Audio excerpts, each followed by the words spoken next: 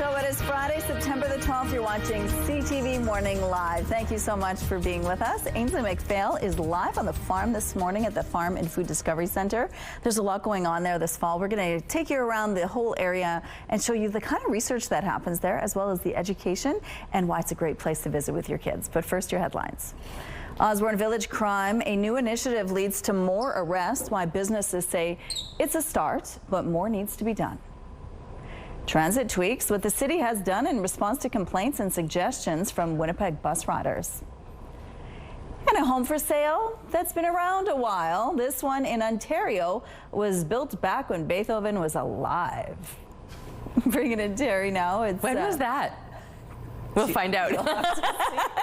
I was going to say about 200 years ago, but I might be off my mark a little bit. Yeah, I don't know. Lots of green behind you again. We saw lots of rain yesterday. Are we in for more today? Did you hear any of the activity last night? I didn't. Yeah, me neither. Slept like the dead. That's where I was at too. My cab driver on the way into work this morning said that he heard the activity in the overnight hours a little bit, but yeah, myself.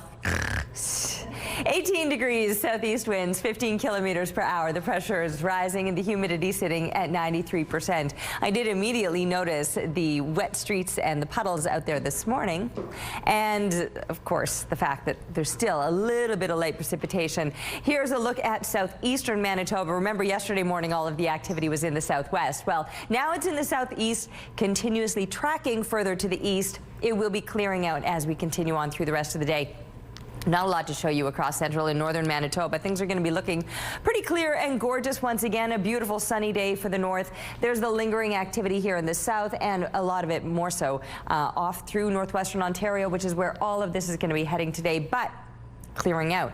So into the afternoon, you can expect some increasing amounts of sunshine. Meanwhile, northern Manitoba, you've got sun shining all day long for you. It's going to be beautiful. It's still going to be an above seasonal day and above seasonal weekend, and even lingering into next week still with the mild temperatures. Now, here's a look at Saturday, and throughout the day, you're going to start to notice just along that western border, it looks like a lot of it is in Saskatchewan, but we might start to see a little bit along that western border, and then into Sunday, we could be getting a bit more of that moving through. So there is still the possibility of the scattered showers off and on a little bit this morning, but then clearing through the day. Saturday, we enjoy the sunshine. Sunday, a few showers are back again, and maybe some storms lingering into Monday. But as far as lingering, these mild temperatures, they're sticking around well into the middle of next week. Thanks, Terry. Winnipeg police are putting a dent in crime in Osborne Village. Since police patrols were boosted in July, officers have made 146 arrests. This after assaults skyrocketed by 44% in the area this year. CTV's Jeff Keel reports.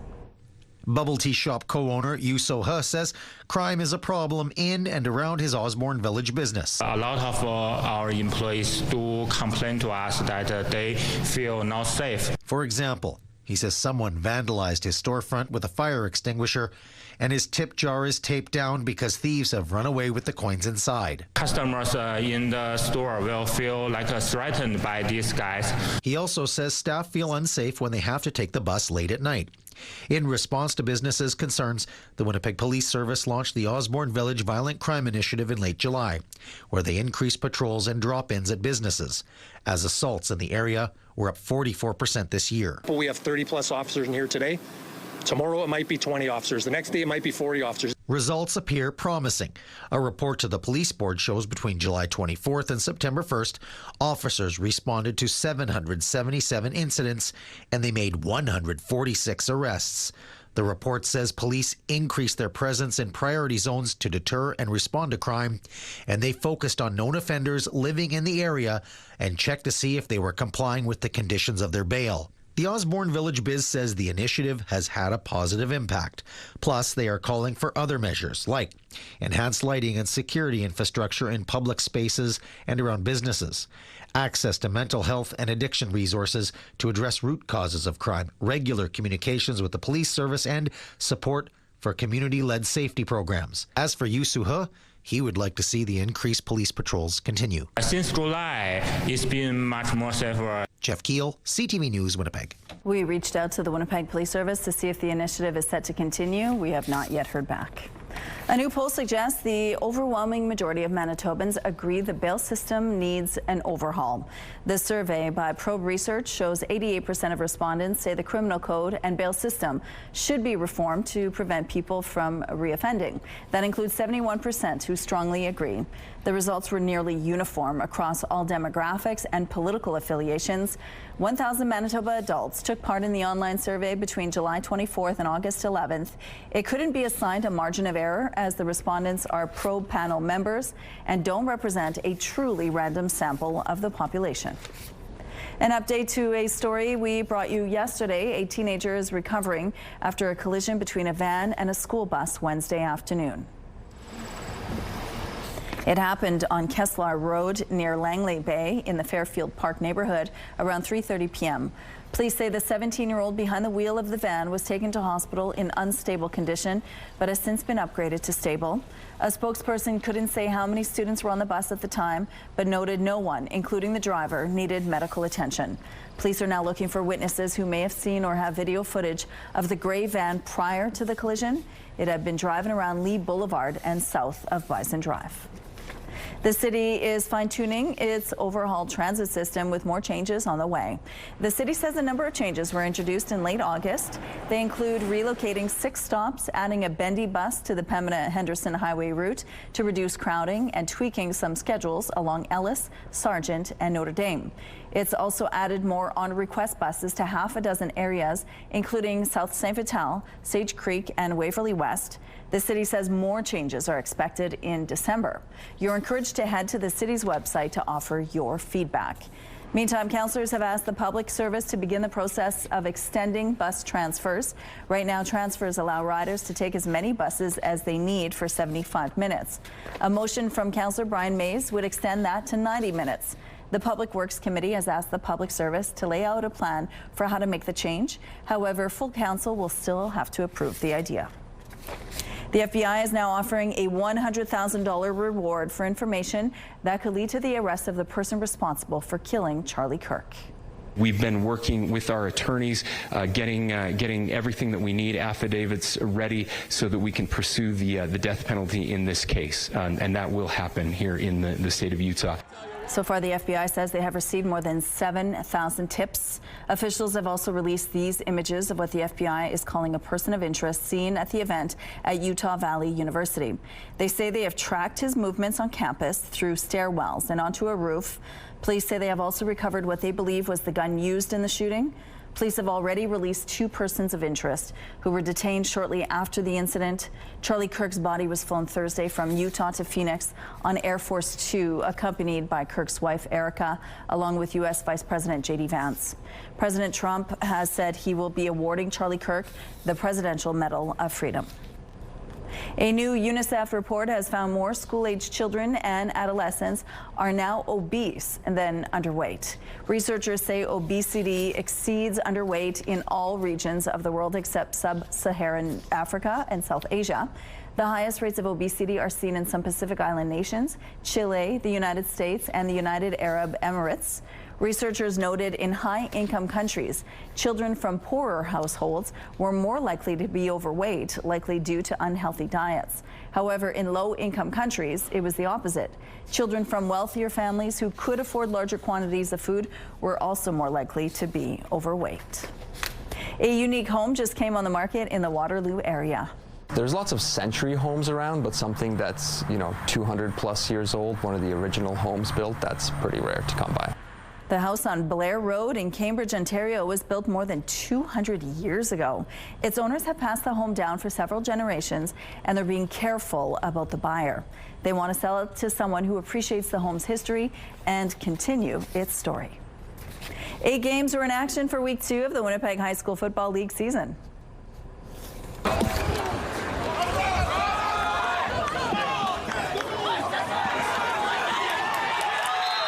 Sisler fell on the road to Kildonan East 35-23. Steinbach scored a decisive win over Crocus 31-6. Churchill shut out Beaver Bray 43-0. Elmwood also came out with a solid win over Maples 58-6. John Taylor ousted St. John's 55-7.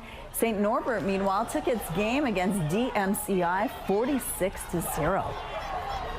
And here's a look at what's happening now on Osborne Street. Things are really light here, as you can see, and no issues to tell you about at this point in the drive this Friday morning.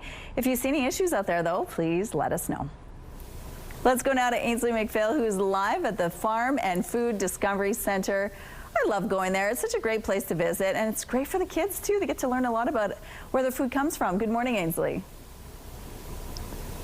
Good morning, Rochelle. Well, lucky for you and lucky for them, on Sunday, Discover Egg on the Farm is taking place. Hundreds of kids and their families are going to stop on by. This might look like a lot of eggs, right? A dozen?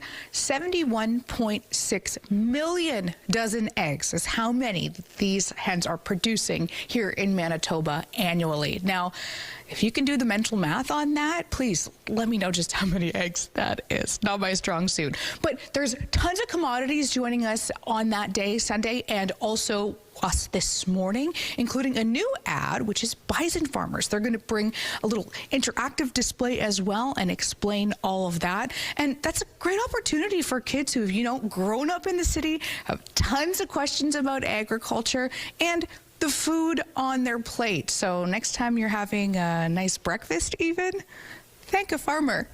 Okay. We'll see you at 6:37. Will do. Thank you, Ainsley. Let's go out to the rooftop now. It's one of those days, it's really humid outside. I know. I've been trying to pat my hair down and keep it a little closer to my head.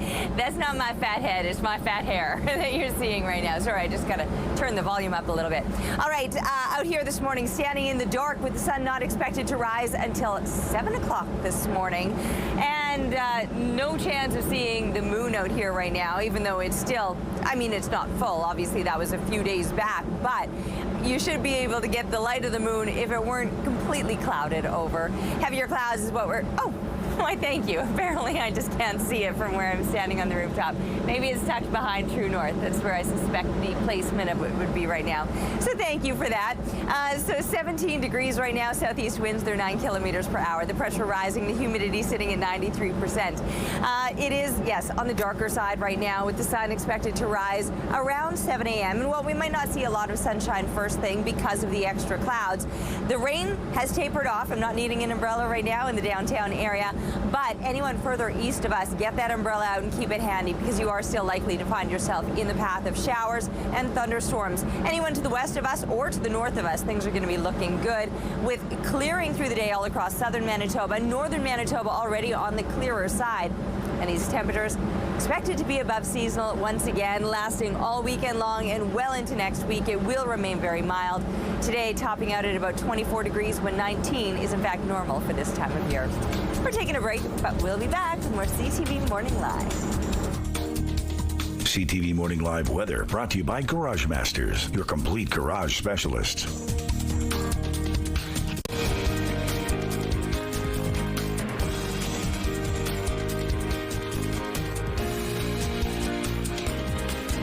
Good morning. It is 6:16.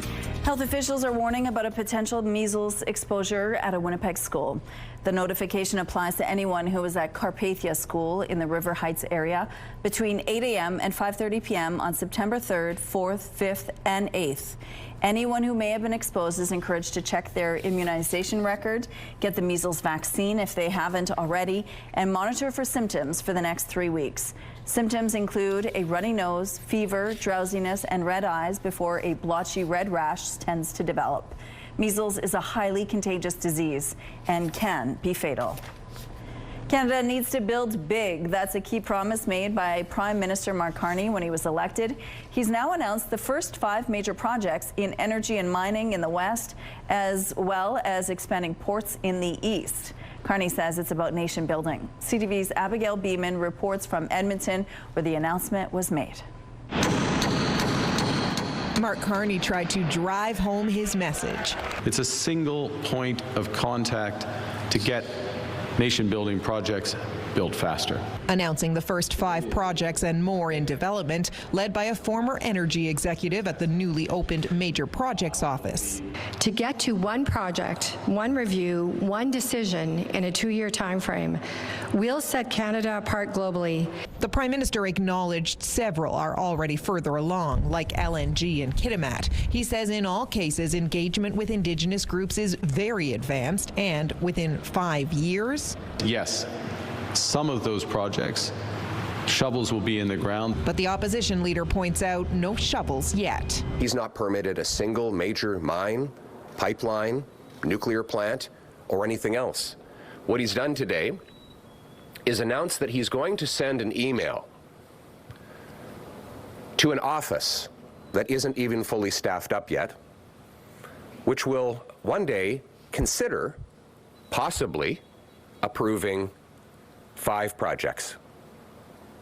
This is pathetic. As for money in a new spend less, invest more environment, the Prime Minister says being more efficient doesn't cost much. It's not clear how much Ottawa will spend otherwise. We expect with the vast majority of these projects that federal dollars will catalyze many multiples of private dollars. CTV News asked the Prime Minister what success looks like. He said in part it's about changing attitude so people believe Canada can build big.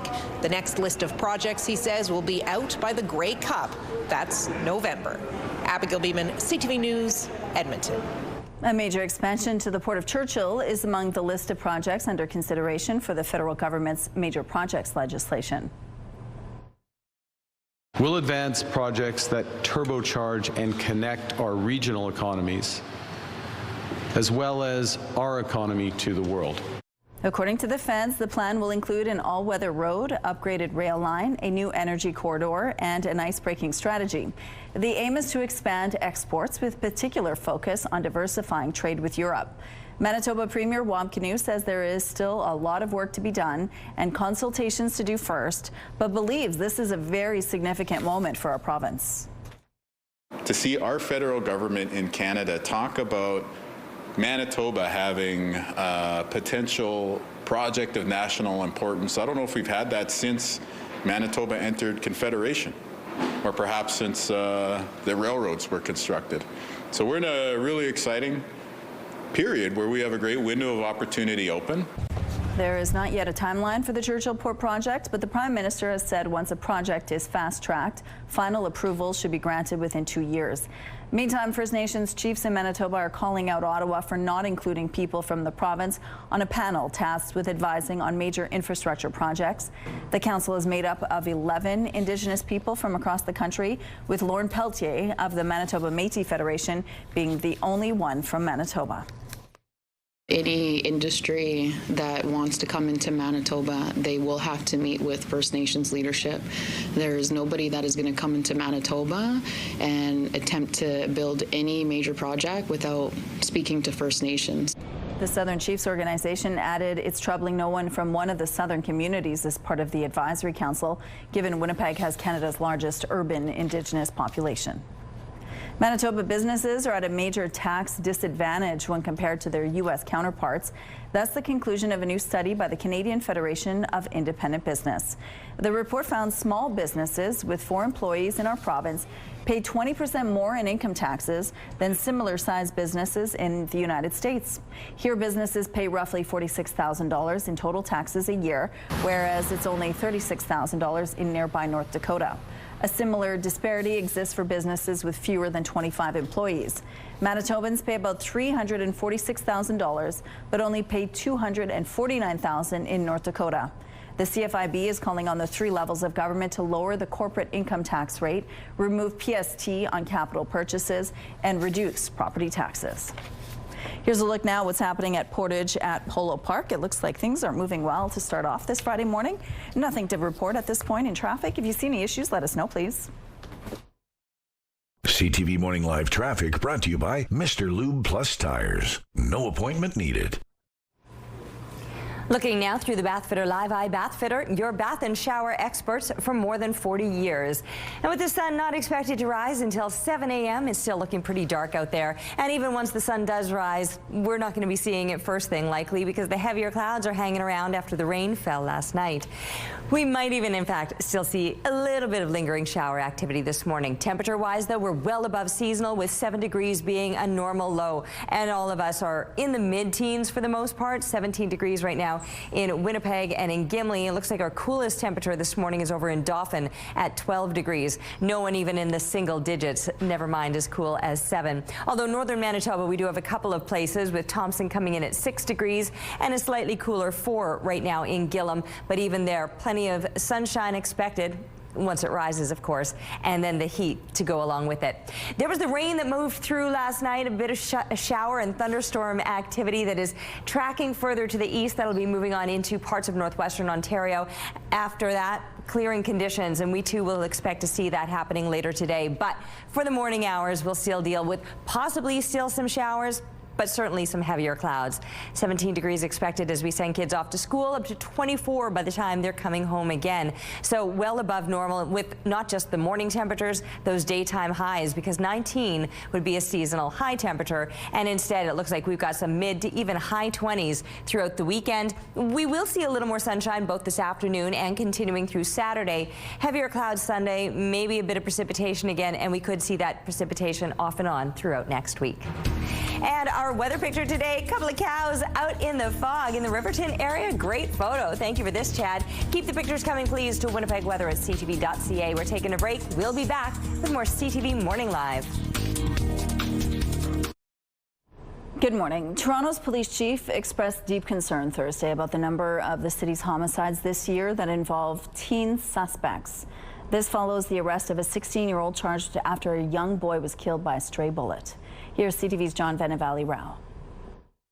Looking at the headlines from Toronto over the last year, it's been striking how young some of the suspects have been in several high-profile crimes and shootings. It used to be we were all shocked and appalled when a 17 or 18-year-old got arrested for these types of offenses. Now we're seeing 12, 13, 14-year-olds involved in some very brutal crimes. On Wednesday, police announced the arrest of a 16-year-old in connection with the shooting death of this 8-year-old killed by a stray bullet. It follows incidents including a 14-year-old charged in July with stabbing to death a senior in a parking lot. And last week, a 12-year-old was charged after a shooting in Markham. Toronto's police chief troubled by it all and says a striking percentage of accused murderers this year have been under 18. We've had 30 homicides, which is an incredible decrease from previous years, yet we've had 13 young people charged. Incredibly disturbing numbers. Complicating the picture, the number of young people arrested for firearms offenses has actually fallen in Toronto. Just over 100 so far this year, compared with 127 this time last year.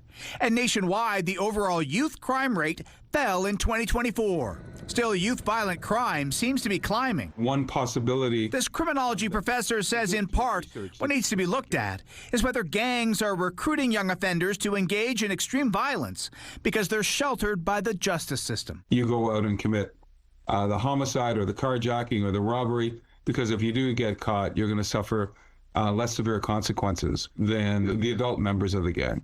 Toronto's police chief calling the situation very concerning and not just a policing issue, calling on all levels of government to find a solution. John Venevali-Rao, CTV News, Toronto. All right, coming up, we're learning all about where your food comes from. If you like eggs for breakfast, these hens might tell you more. Stay with us for more details. CTV Morning Live is brought to you by Robin's Donuts, your favorite stop. 17 degrees outside with a light wind out of the southeast. The pressure is rising. The humidity sitting at 93%. Still pretty dark out there. The rain itself seems to have tapered off, but the heavier clouds are still lingering. And of course, the sun hasn't even started to rise yet. 7 a.m., a couple minutes later this morning. But we should hopefully start to see a little more of that sunshine later on today. Maybe not first thing, and here's why. We're still dealing with the passing precipitation through the southeastern corner of the province and making its way into much of northwestern Ontario. Off to the west, it's already clearing out nicely, and areas to the north of us, that's the condition that you can expect is clear, sunny skies. But yes, over us, we've still got the heavier clouds, that possibility still of some morning showers, and then the clearing expected into the afternoon. 24 degrees, nothing wrong with those temperatures, well above seasonal. 19 would be a normal daytime high, so it will be another warm one today. And the breeze on the lighter side, it's out of the south this morning. It'll be shifting through midday, east winds and then northeast winds into the evening time. Back to east winds overnight, partly cloudy as we drop down to 16 degrees. A little more sunshine expected throughout the day tomorrow, and maybe another degree warmer. 25 is our expected temperature, but stronger winds coming out of the east and at times gusting to 30 kilometers per hour, so a little bit breezy. And then right ahead of a possible shower, or maybe starting to see some thunderstorms once we're looking ahead into the start of next week. But yes, Sunday things will start to cloud over again with that chance of precipitation, which will wrap up the rest of the weekend and kick off next week. But sticking around well through next week are the above seasonal temperatures. Thanks, Terry. Evacuees from Leaf Rapids won't be going home as soon as expected. Evacuees were originally scheduled to start returning as early as this morning. However, the town now says that's going to be pushed back so refrigerators and food can be replaced. It says the decision was made in consultation with residents and town administration. Provincial representatives are scheduled to meet with evacuees today at 10 a.m. at Mama Way Wellness. Shuttles are being arranged so evacuees can attend. Manitoba nurses and nurse practitioners are turning to private agencies for a better work-life balance and safer working conditions, and that could be impacting patient safety. CTV's Daniel Homerson explains. More nurses than ever before are working for private agencies in the province. That's according to a recent report from the College of Registered Nurses of Manitoba, showing 1,610 nurses opted to work for private agencies in 2024. The number one finding, with very few exceptions, really was that people were seeking, greater work-life balance, the ability to have more flexibility in managing their schedule. Agency nurses commonly work in emergency rooms, general medicine wards, and long-term care settings, filling gaps in the public sector, especially in rural and remote areas. The report says while agency work does help address staff shortages, the college warns of risks to patient safety and healthcare system stability. Emergency rooms as a setting for agency nursing is new, and that's certainly a concern, especially if you have inexperienced nurses working in a very high acuity patient care environment. The opposition Tories health critic says this report reveals nursing practices in Manitoba are heading in the wrong direction. It points to an increasing reliance on agency nursing, and it states that the primary reason for that is a shortage of acceptable working conditions in the public system, and that's what should make the minister's ears perk up. The provincial government has come up with solutions like the provincial travel nurse team in order to attract more nurses with pay and perks to fill shifts. But the head of the Manitoba Nurses Union says the NDP government isn't adequately funding or resourcing the team. They put their application in and then they hear nothing for 4 months. So we have gone to the government and we have advocated very loud and very clear that we need that team resourced to be able to onboard those individuals very quickly. Daniel Homerson, CTV News, Winnipeg. The Manitoba government has issued a request for a proposal to cap the number of agency contracts and improve oversight. And earlier this year, the College of Registered Nurses introduced new guidelines for agency practice. That includes requiring nurses to have at least 2,015 hours of experience in a Canadian healthcare setting before they can take on agency work. Meanwhile, CTV News has reached out to the health minister, but we haven't heard back. The Ontario government is now making changes to parking rules in and around child care facilities in the province after a toddler was killed. I just can't imagine what these families are going through and the support that they will be needing. 6 other children were hurt when an SUV smashed into their daycare. In a statement, Education Minister Paul Callahandra says that child care operators and municipalities will now need to prevent the use of parking spaces that are immediately adjacent to entryways, windows, and exterior walls of any classrooms or playgrounds at their facilities.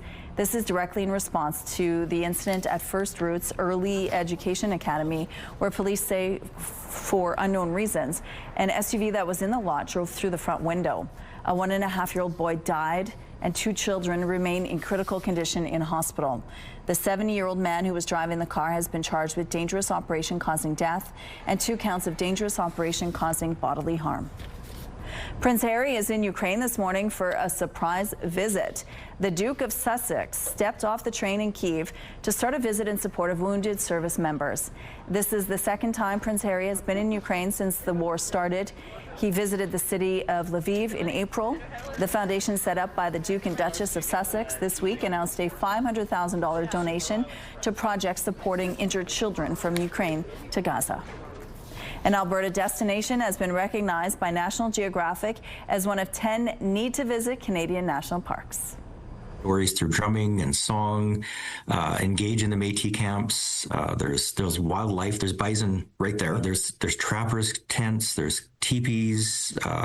You can make bannock out there. The Rocky Mountain House National Historic Site made the list, coming in at number 7. Even though it's not technically a park, the site is run by Parks Canada. It teaches the history of the Canadian fur trade and Indigenous communities. The area also offers skiing, hiking, biking, canoeing, and river rafting.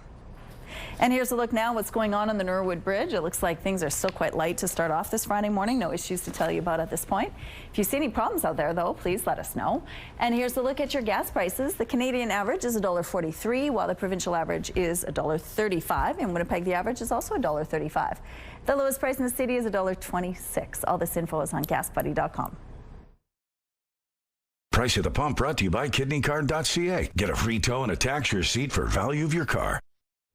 Let's go back to Ainsley now, who's live at the Farm and Food Discovery Center. You're hanging out with the chickens this morning. Good morning, Ainsley.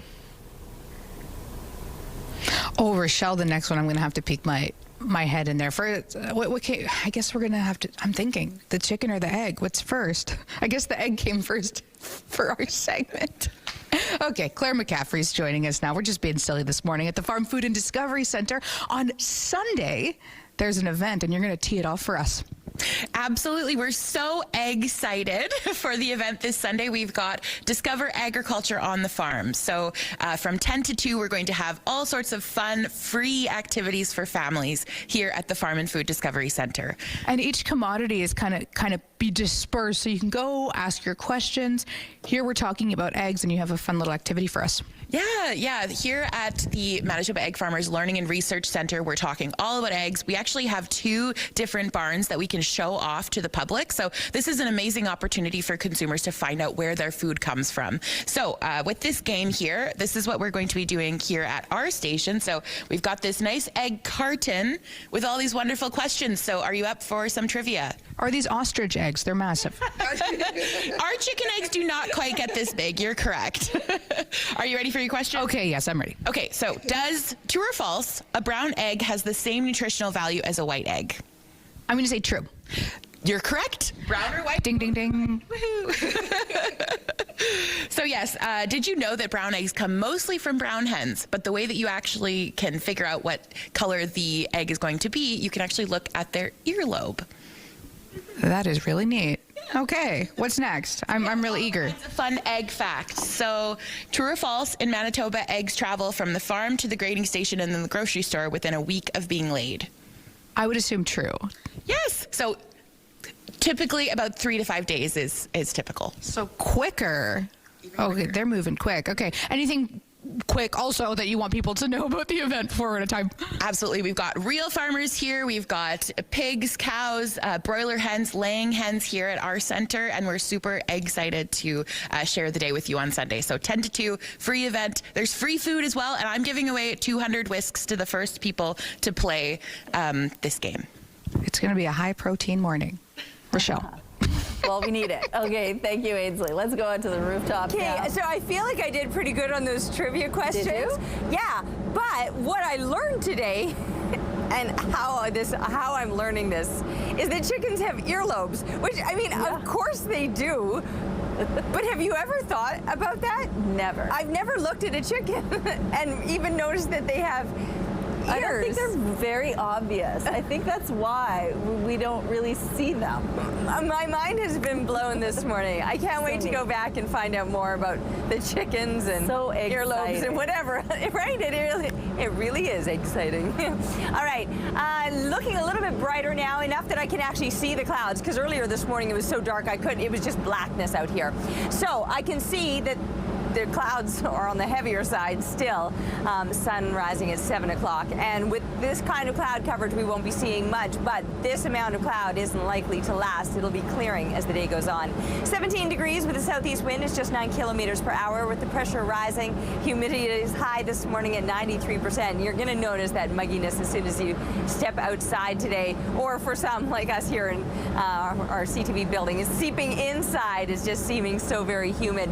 Puddles on the streets, but the bulk of the precipitation has passed and is going to continue tracking further to the east. So other corners of southeastern Manitoba and into northwestern Ontario is where the rain or the showers and thunderstorms could be showing up this morning. Other places clearing as the day goes on, or for central and northern Manitoba, it's already a clear one for you. Plenty of sunshine, then beautiful temperatures, not just today, all weekend long. The mercury remaining above seasonal, headed to a high this afternoon of 24 degrees. We're taking a break, but we'll be back with more CTV Morning Live. CTV Morning Live weather brought to you by Mr. Lube Plus Tires. Same-day oil and tire changes.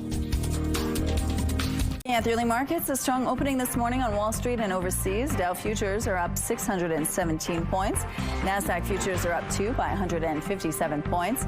S&P futures are also up 55. The Canadian dollar is seeing a slight dip. Overseas, the Hang Seng is on the rise, up 301, while Japan's Nikkei is also up by 395 points. Good morning, it is 6:46. There's been some modest improvement to the ongoing drought in our province. This was the situation as of July 31st, according to the federal government's drought monitor. As you can see, there were extreme drought conditions throughout the Interlake, along the border with Saskatchewan and in the north, and the majority of the province was classified as severe drought. And here's the situation as of August 31st. Those patches of extreme drought are still there, but have gotten considerably smaller. The drought monitor says some areas west of Winnipeg received twice as much precipitation as normal, while in the Interlake and South Central region, it was closer to 60 to 85% of the average. Reaction to the assassination Wednesday of Conservative influencer Charlie Kirk has terrorized as a Canadian man who has become the victim of an online lie. The retired Toronto banker was falsely accused of being a suspect in the political assassination. He spoke to CTV's Adrian Gobriel and says there were threats that weren't just targeted at him. Michael Mallison went from watering his plants to receiving a flood of threatening messages on social media. Calling me all sorts of names. Your daughter was receiving messages as well, saying if Michael Mallison is your brother or father, then this and this is going to happen. Following the shocking shooting in Utah, this fake Fox News account on X posted the Charlie Kirk shooter confirmed to be Michael Mallison with a photo of the Torontonian. Michael, you see your name and your photo linked to an assassination in the United States. Your initial reaction? Shock and horror. I've heard horrible things about people having their identity stolen. Quickly, photos of Mallison taken from his social media pages started to circle the internet. Even Grok, the AI chatbot on Elon Musk's X, alleged that Mallison was likely the suspect arrested in the shooting. Michael, where were you yesterday at about 2:20 Eastern Time? Actually driving around. We had a busy day. My wife and I went to Yorkdale and then to another store looking for luggage. Mallison has had legitimate concerns for his safety. The allegations from a fake account, another reminder of a growing lack of verified content on social media sites and the real-life consequences. They are allowing things to slip through on their platform, and they don't put in enough safeguards to prevent things like this from happening. I'm just a quiet, normal guy, ordinary guy. I like to exercise. I go rowing in the morning, and I come home and potter around the house. I have no need for any publicity, thank you very much. Mallison has contacted local authorities out of concern, and he's sharing his story in hopes of spreading factual reports that he has no association with the assassination of Charlie Kirk. Adrian Gobriel, CTV News, Toronto. The players acquitted in the Hockey Canada sexual assault trial have now been given a date for when they can return to the ice.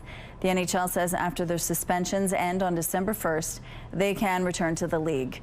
The players, who are all unrestricted free agents, can also sign with the team on October 15th as they wait for full reinstatement. Michael McLeod, Dylan Dubé, Cal Foote, Alex Formanton, and Carter Hart were all charged with sexual assault and then acquitted of all charges on July 24th. Since then, the NHL has been reviewing the judge's findings. New data from the CDC shows the death rate stateside returned to pre-pandemic levels in 2024. COVID-19 quickly became the third leading cause of death in the U.S. in the first 2 years of the pandemic, pushing the death rate to a peak of 880 deaths for every 100,000 people in 2021. It's since fallen to its lowest rate since 2019. Heart disease and cancer remained the leading causes of death, accounting for 40% of all deaths. If you have a bunch of stuff taking up space in your basement and you want to get rid of it, this is the weekend to do it. It's time for another giveaway weekend in Winnipeg. The City of Winnipeg is hosting its giveaway weekend Saturday and Sunday, meaning you can place unwanted household goods on the curb to find a new home. Each item should be labeled free. It's a chance to keep unwanted but useful items like books, furniture, and appliances out of the landfill. You're asked not to put out unsafe items, anything which may have bed bugs or toilets. The city suggests anything not picked up could be donated to community organizations. An iguana at a UK zoo has just given birth to 8 babies. Zoo workers were taken by surprise because there is no male iguana at the enclosure. How does this happen? The process is called parthenogenesis. That's when unfertilized eggs turn into embryos, and the babies are clones of their mom. Zoo workers say they do what they can for conservation, but sometimes nature takes matters into its own hands. That's cool. Here's a look at what's happening now on McPhillip Street. Looks like a good drive so far this morning. No issues to tell you about. If you see any problems out there, let us know, please. Yeah, move over Octomom. You remember Octomom? We got a new version. All right, 17 degrees outside, southeast winds, 9 kilometers per hour. The pressure is rising, the humidity sitting at 93%. Minutes away from the sun rising now. It's starting to look a little bit brighter out there. Not that it's going to be sunny first thing, because we still have the lingering clouds all through the southeastern part of the province and further east of Winnipeg. You can see the lingering storms that are pushing into parts of northwestern Ontario. So lots of activity still to come further to the east of us. Further to the north of us, it's just going to be a beautiful sunny day today with these really nice temperatures well above seasonal, lasting right up into northern Manitoba. Slightly cooler in Churchill, slightly cloudier in Churchill, but for everybody else, mainly sunny. High teens, low to mid 20s, right through northern Manitoba. It's going to be absolutely gorgeous.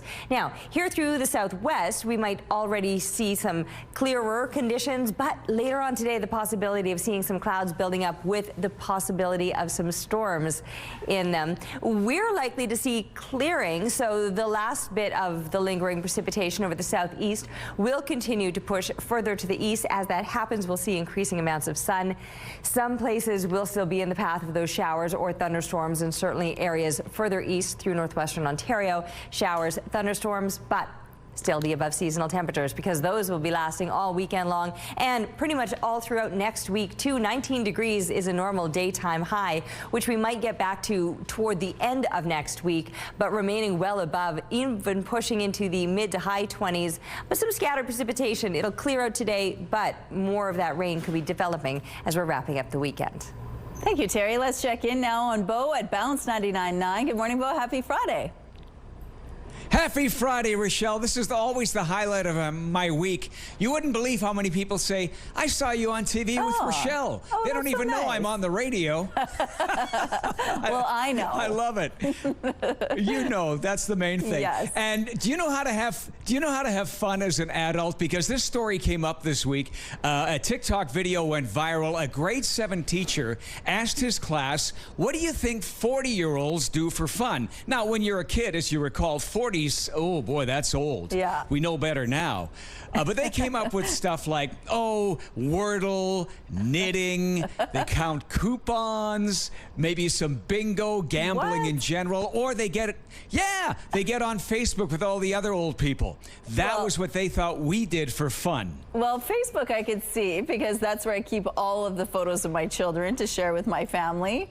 But I do other things. I don't collect coupons. I don't do Wordle. I don't knit at all. But I do read a lot. So maybe I'm kind of an old person because of that. And I love live music. So if I could fill up my weekends with live music, or even just sitting at home listening to some really loud music, that's what makes me happy. A good book, a glass of wine, and some music. How about you, Bo?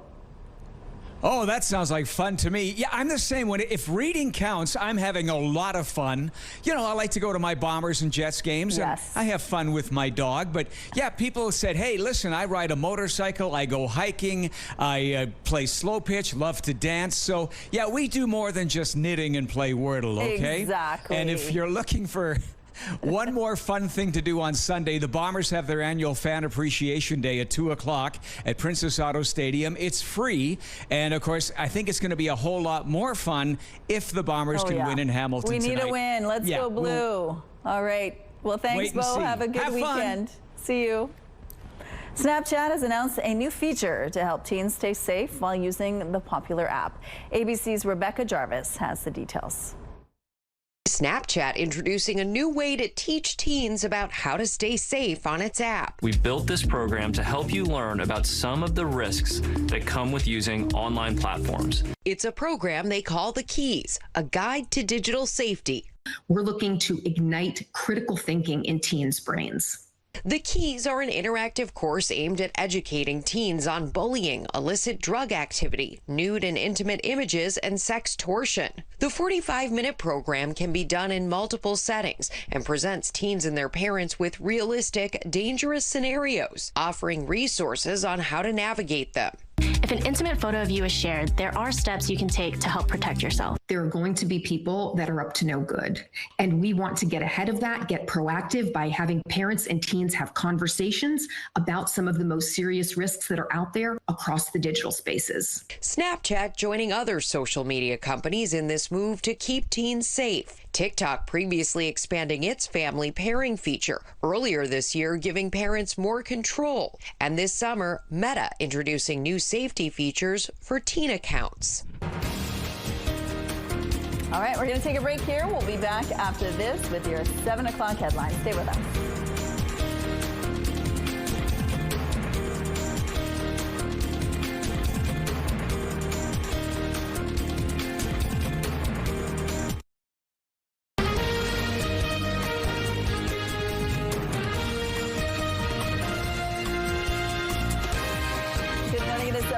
On Friday, September the 12th, you're watching CTV Morning Live. Thank you so much for joining us. Now, Prime Minister Mark Carney made a big announcement yesterday on some of the major projects and his plan for some of those major projects. And the Port of Churchill was announced as one of those plans in the long term. So we're going to get some reaction from Churchill this morning. But first, your headlines. Positive results, how police have been curbing crime in the Osborne Village area. Plus, under consideration, what promising announcement was made about the Port of Churchill. And a hometown hero, how Jonathan Toews is preparing for the upcoming hockey season. That's not Jonathan Toews. No, it's not. But you know what? That's way cuter. All right, it looks a little bit of green behind you, just like my jacket. But does that mean more rain, a lot more rain today, or just a little Well, in some ways, yeah, you dressed for the weather, and in some ways, not at all. Because what I would recommend, perhaps, would be the waterproof layer. Although, actually, we're probably not going to be needing it here in Winnipeg. It's now looking to be the end of the precipitation here in the city. Heavier clouds are still lingering. You can see that the sun, it started to rise now. 7 a.m. is when it began. So we will start to see some of that sunshine as the day goes on, but for now it's still on the cloudier side. Light winds out of the southeast, 9 kilometers per hour. The pressure rising, the humidity sitting at 93%.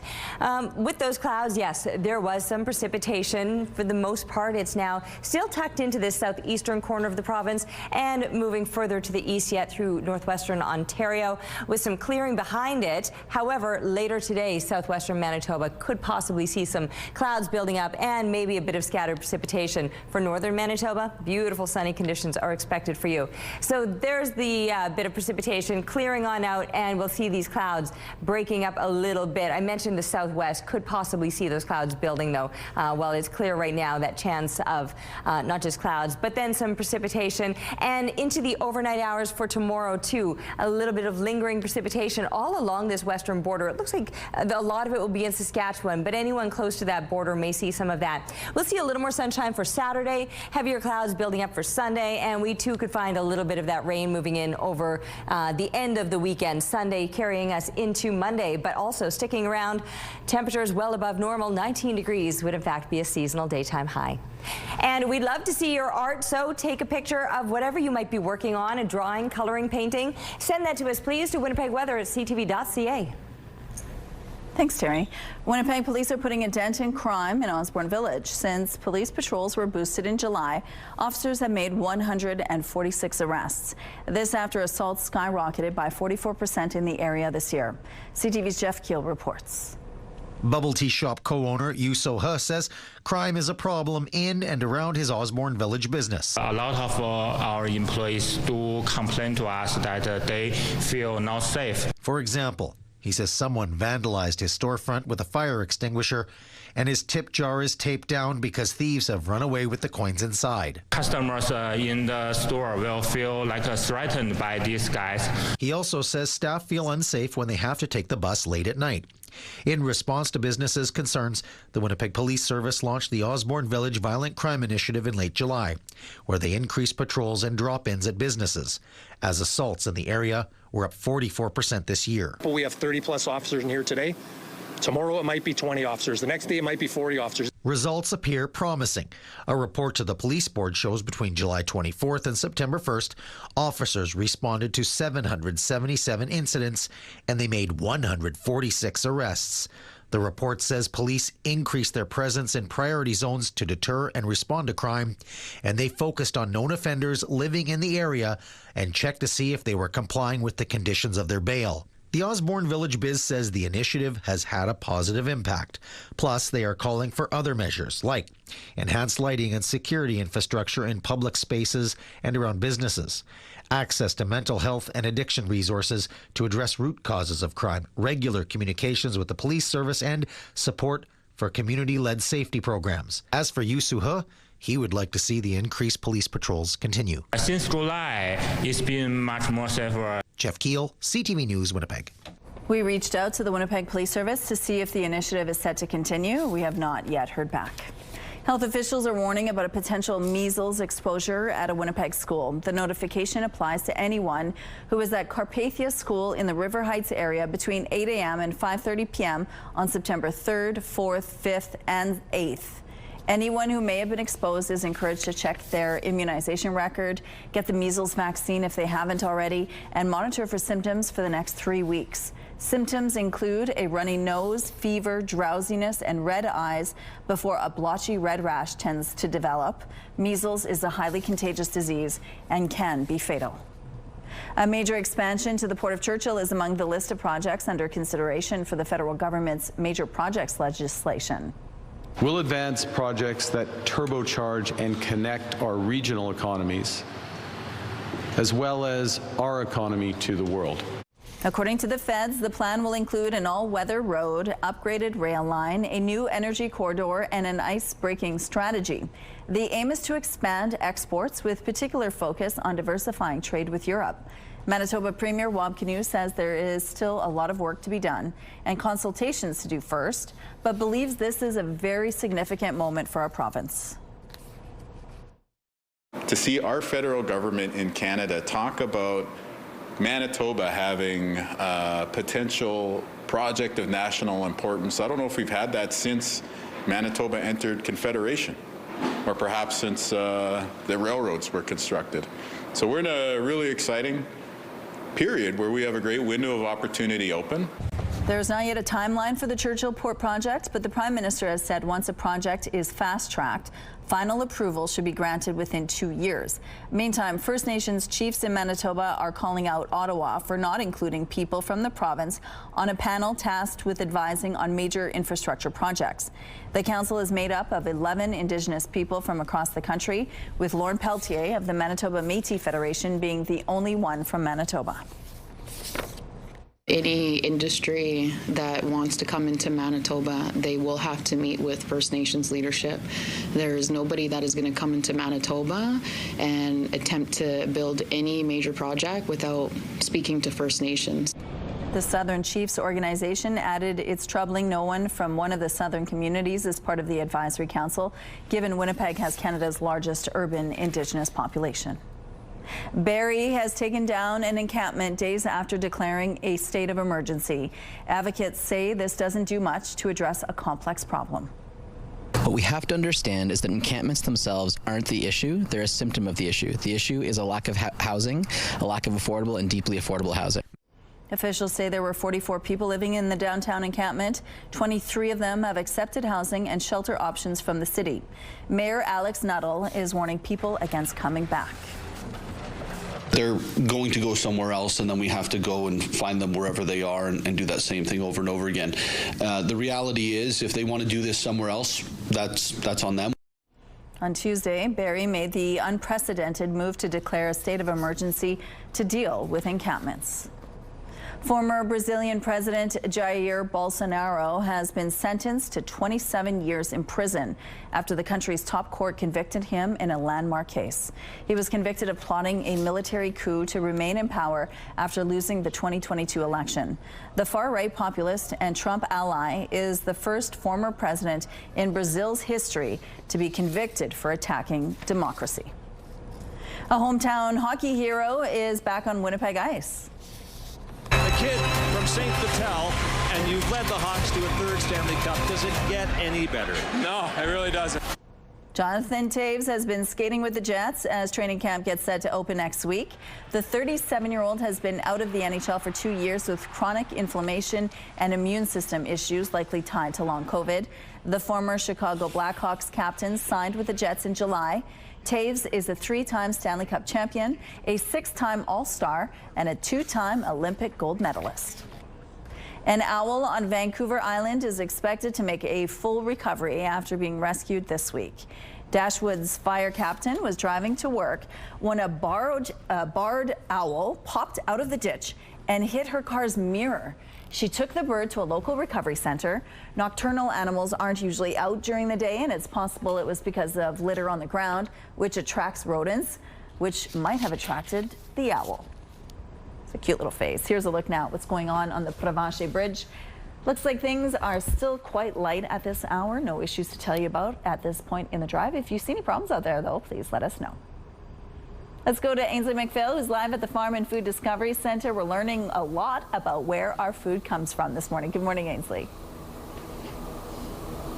Good morning, Michelle. Well, we like to have eggs for breakfast, but what do the chickens like to have for breakfast? And I've got a whole list here. How Manitoban of them? Crushed limestone and limestone rock is what they're eating. I was very surprised to see that. Oyster shells, we got soybean meal, corn, and wheat as well. So that is neat. The Farm Food and Discovery Center has an annual event called Discover Ag on the Farm. Now, it gives you an opportunity just like this to have your questions answered and get up and close and personal with all of the commodities. So Manitoba egg farmers are joining us once again at 7:27. New this year is Manitoba bison farmers. So that is going to be cool with an interactive display. I'm not going to give away too much on that one yet. I'll let them fill in the blanks. And how many times in Manitoba are you going to get an opportunity to bring your kids to a pig farm, a pig pen? And to see this time, this Sunday. Cool. We'll see you then. Okay, well, thank you, Ainsley. Let's go out to the rooftop now. My kid lives in a pig pen. Clean your room. I tell him time and time again. Oh, well, he will now because everybody knows. Maybe that will shame him into finally cleaning it up. How's it feeling out there, Terry? It's mild, and it will be all weekend long. It's muggy, though. You're certainly going to notice that as well. And plenty of puddles and wet streets is what we're waking up to this morning. I was checking on my rain gauge. You can't see it on there. I'll show you then. There's a little bit. You can see just enough to kind of make the little floaty thing float, but there's only like a couple of millimeters in there. Anyway, I'll save that so I can show you again in the 8 o'clock hour because I do love my rain gauge. tough soil in there. All right, 17 degrees, east winds at 12 kilometers per hour. The pressure is rising and the humidity sitting at 74%. We've still got heavier clouds. The rain is tapered off. It is moving off into parts of northwestern Ontario, and still some corners of southeastern Manitoba may see some of that. For northern Manitoba, beautiful, bright and sunny day for you. Here in the south, it might become sunny into the afternoon, or at least a mix of sun and cloud. We'll see some improvements as the day goes on, and some climbing temperatures too all across the entire province. Low to mid 20s are expected. Getting even warmer for the coming weekend. We could be pushing up into those mid to almost high 20s this weekend. Once it clears out later today, we'll enjoy that sunshine through Saturday, but by Sunday, some heavier clouds are moving back in, maybe bringing a little more precipitation. That could carry us into the start of next week, but those mild temperatures will be lasting pretty much as far as we can see. So it's going to be hot this weekend. Get ready. Thank you, Terry. Now it's time to check in on our question of the day. Today is the National Day of Encouragement. We want to know, what words of advice would you give to someone in need of a little encouragement? And just a quick reminder, our question of the day is moved from Twitter. So now we want you to text your answer, and please make sure to include your name to 10400. Make sure to follow the automated instructions so we can feature your response. Of course, we're all about celebrating your amazing pets, whether they're furry, feathered, or scaly. Your Pet of the Week submissions are amazing, and we want to see even more. Whether it's dogs, cats, birds, or any other pet pals, send them our way. Drop your pet photos and a fun little story about them to petoftheweek@ctv.ca, and then catch us every Thursday between 6 to 9 to find out if your pet is our Pet of the Week. All right, we're going to take a break here. We'll be back after this with more news, weather, and traffic. Good morning, it is 7:16. A new poll suggests the overwhelming majority of Manitobans agree the bail system needs an overhaul. The survey by Probe Research shows 88% of respondents say the criminal code and bail system should be reformed to prevent people from reoffending. That includes 71% who strongly agree. The results were nearly uniform across all demographics and political affiliations. 1,000 Manitoba adults took part in the online survey between July 24th and August 11th. It couldn't be assigned a margin of error, as the respondents are probe panel members and don't represent a truly random sample of the population. The FBI is now offering a $100,000 reward for information that could lead to the arrest of the person responsible for killing Charlie Kirk. We've been working with our attorneys, getting everything that we need, affidavits ready, so that we can pursue the death penalty in this case, and that will happen here in the state of Utah.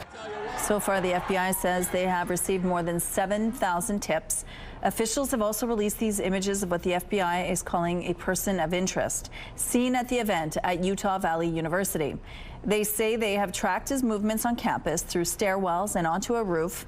Police say they have also recovered what they believe was the gun used in the shooting. Police have already released 2 persons of interest who were detained shortly after the incident. Charlie Kirk's body was flown Thursday from Utah to Phoenix on Air Force 2, accompanied by Kirk's wife, Erica, along with U.S. Vice President J.D. Vance. President Donald Trump has said he will be awarding Charlie Kirk the Presidential Medal of Freedom. More than 80 people are now alleging they were sexually assaulted at a well-known Quebec spa after a Montreal woman filed a proposed class action lawsuit last month. The woman, who is the lead plaintiff, claims she was sexually assaulted by a male massage therapist at the Nordic Spa Village in Chelsea, north of Gatineau, last December. The class action still needs to be certified. The spa says it is cooperating with authorities. And here's a look at what's happening in traffic along the St. James Bridge. No problems to tell you about at this point in the drive. Traffic is brought to you by Curtis Carpets, Manitoba's flooring experts. Folklorama is long over, but you'll soon have another opportunity to enjoy some German beer, food, and music. Oktoberfest 2025 is just around the corner. This is the second year for the Downtown Street Party, and with the help of Devil May Care Brewing and Pyramid Cabaret, Fort Street will be transformed into a German-style beer garden. There will be traditional German beer, food, and tunes over the 2-day event. Oktoberfest runs from 4 p.m. until midnight on Fort Street between York Avenue and St. Mary Avenue, which will be shut to traffic that day. On Sunday, the event runs from noon until 9, and admission is free. An artist in Nashville is painting special portraits at the city's fair. but they're not of the human visitors. Instead, she's painting the animals on exhibit. She says she tries to capture the most authentic side of each animal and hopes her work can foster a love of art in anyone who walks by. Amazingly, each piece takes only an hour to paint. Time lineup starts at 7 with an epic battle of the monsters in the CTV movie Godzilla vs. Kong. Then catch up on the Big Bang Theory with back-to-back episodes. All right, looking now through the Bathfitter Live Eye. Bathfitter, your bath and shower experts for more than 40 years. Still seeing those heavier clouds hanging over the city right now. There was the precipitation earlier this morning, so it's a little bit foggy and damp, and I was going to say cool, but it's not cool. It's just muggy out there. These temperatures are well above seasonal, nothing cool about them. When 7 degrees would be a normal low, 17 is where we're sitting right now in Winnipeg. Gimli, Sprague joining us there. We've got 16 at the moment in Pinawa. Portage, Brandon, oh, I thought that was Dauphin. I don't have my glasses on. It's actually 13 degrees, a closer look there. But still, all of us in the double digits, no one even in the single digits or even close to that seasonal 7. Although we have had some single digits through northern Manitoba. In the northeast, you can see it's a little bit cooler than here in the northwest or more of central Manitoba around Island Lake area. Clear, sunny. It's going to be a beautiful day for northern Manitoba and a warm one too. And yes, it'll be a warm one here in the south, just not quite as sunny, not yet anyway, as we had the rain that moved over us in the overnight hours and still a little bit of that lingering into that very southeastern corner. Some heavier clouds will hang around through the morning hours. It'll take until the afternoon before we're really starting to see a bit more of that sunshine. But 17 degrees to be beginning the day is already well above normal. As I mentioned, that's probably where we'll still be sitting as we're sending kids off to school next hour. But by the time they're coming home again, a brighter afternoon is expected.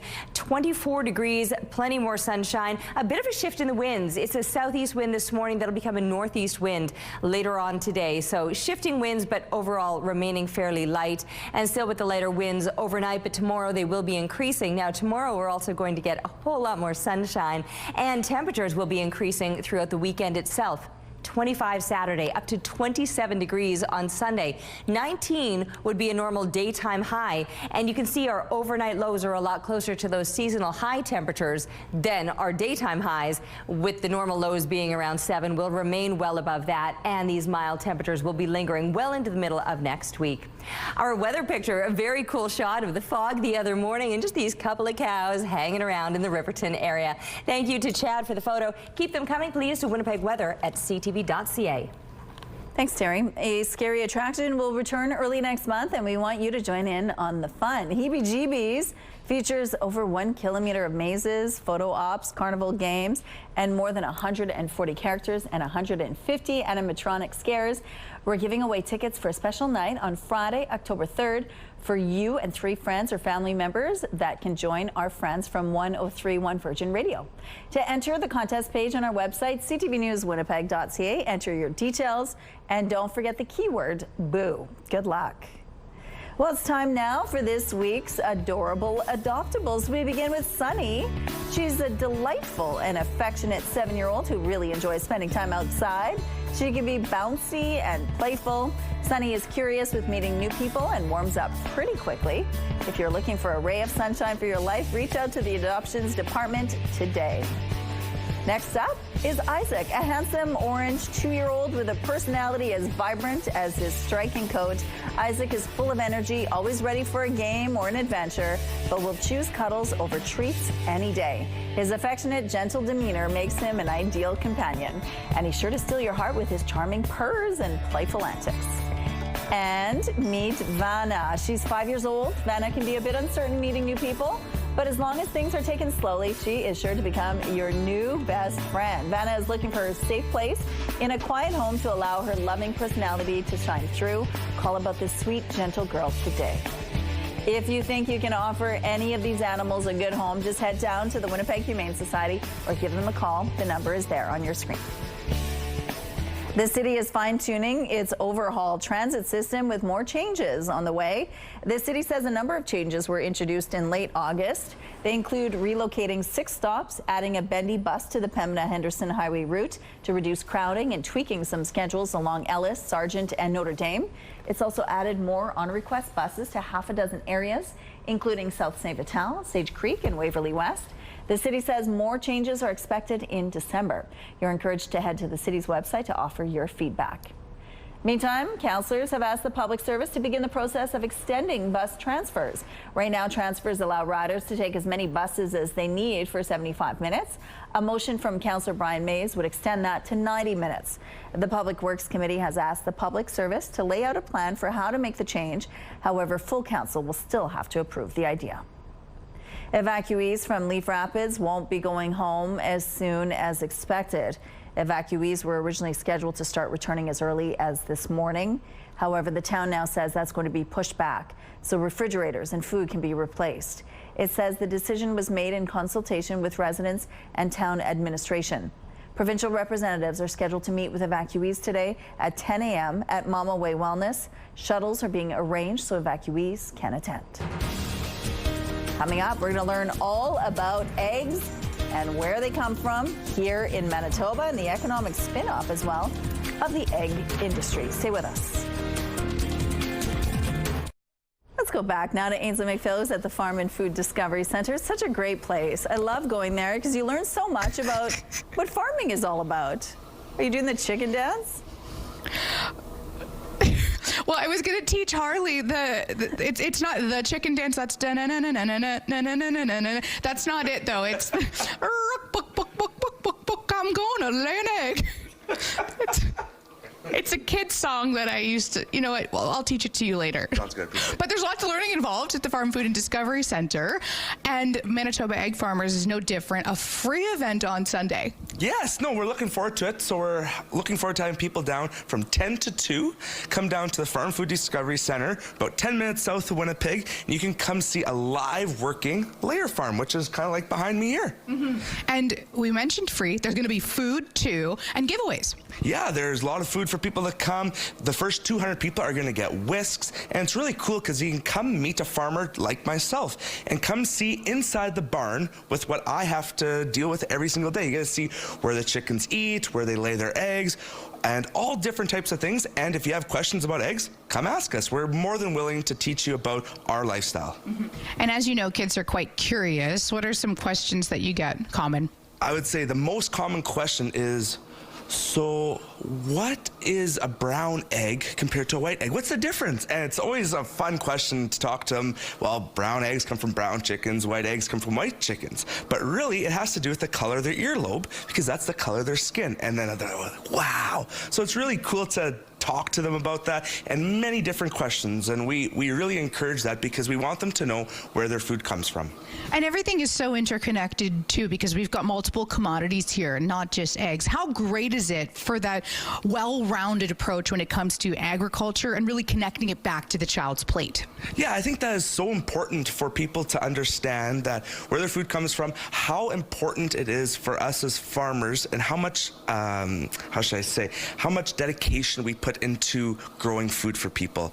And we take pride in that. So for them to come out to the farm here, see where milk comes from, for the pigs, all those different things, and see that all in one place, there's not many places you can do that. And especially in today's day and age with different biosecurity standards, to be able to walk in and be up close, that is an awesome experience for them.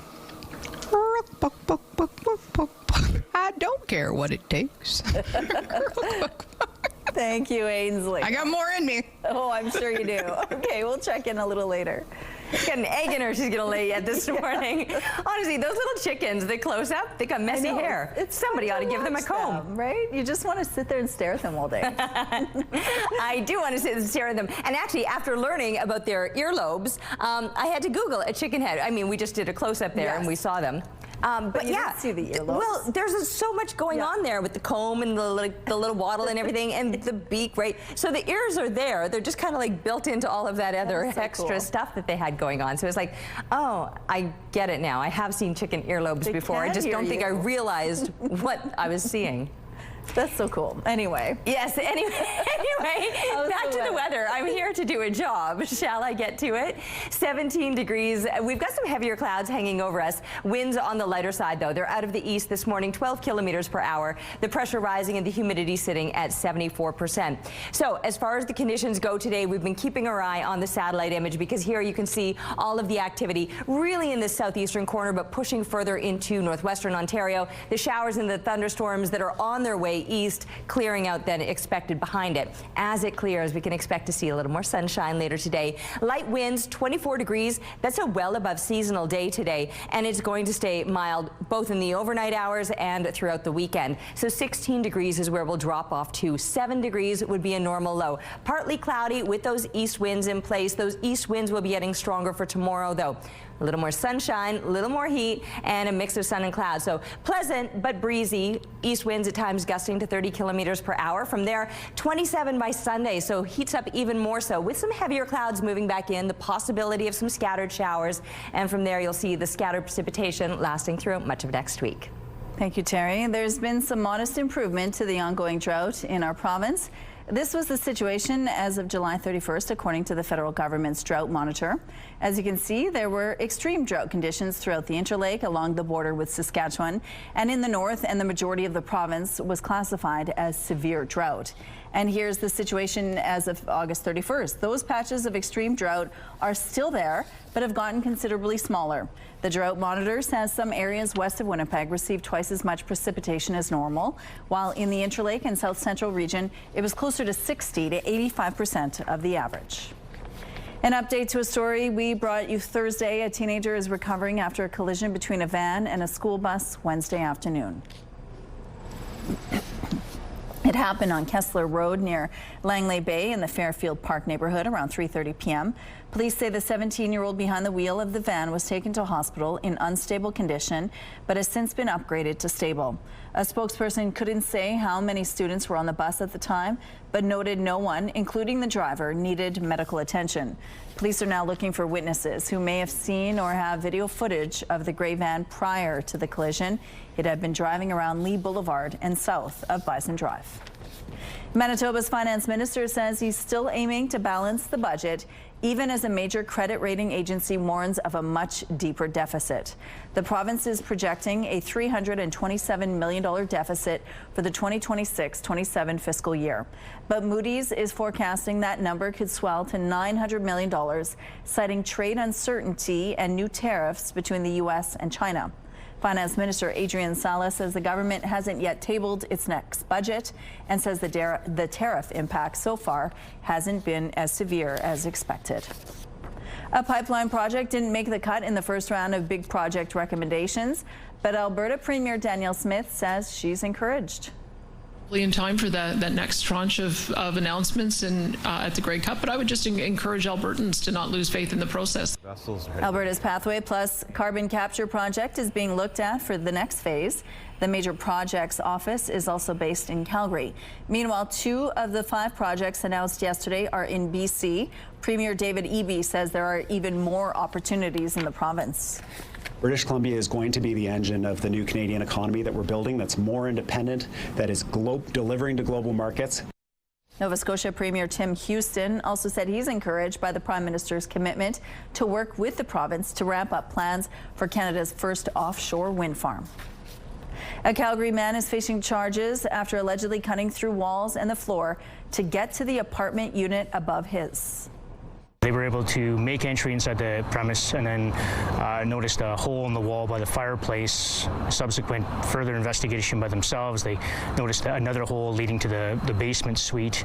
And then subject to a police search warrant on the basement suite residence, we found a ladder and another hole leading from that residence up. 46-year-old Ben Edward Mays has been charged with 1 count of break and enter with intent to commit criminal harassment, mischief to property over $5,000, and 2 counts of disobeying a court order. Police say the victim and the accused didn't have a relationship outside of being neighbors. He's due to appear in court today. Hundreds of South Korean workers detained in the U.S. are back home this morning. The workers were arrested during an immigration raid last week at a Hyundai plant in Georgia. Their flight home was delayed for more than a day after U.S. President Donald Trump ordered a pause. He wanted to know if any of them wanted to stay in the U.S. to work and train others. Only one out of more than 300 workers took up the offer. South Korea is in talks with the U.S. to create a new visa category. And here's a look now at what's happening along Donald Street. Things are still quite light over here. Not sure why. Looks good though. No issues to tell you about. Here's a look at your gas prices. The Canadian average is $1.43. The provincial average is $1.35. In Winnipeg, the average is also $1.35. The lowest price in the city, $1.26. All this info is on GasBuddy.com. Price at the Pump brought to you by KidneyCard.ca. Get a free tow and a tax receipt for value of your car. Right now we're sitting at 17 degrees, mainly cloudy skies. More CTV Morning Live is on the way. CTV Morning Live is brought to you by Robin's Donuts, your favorite stop.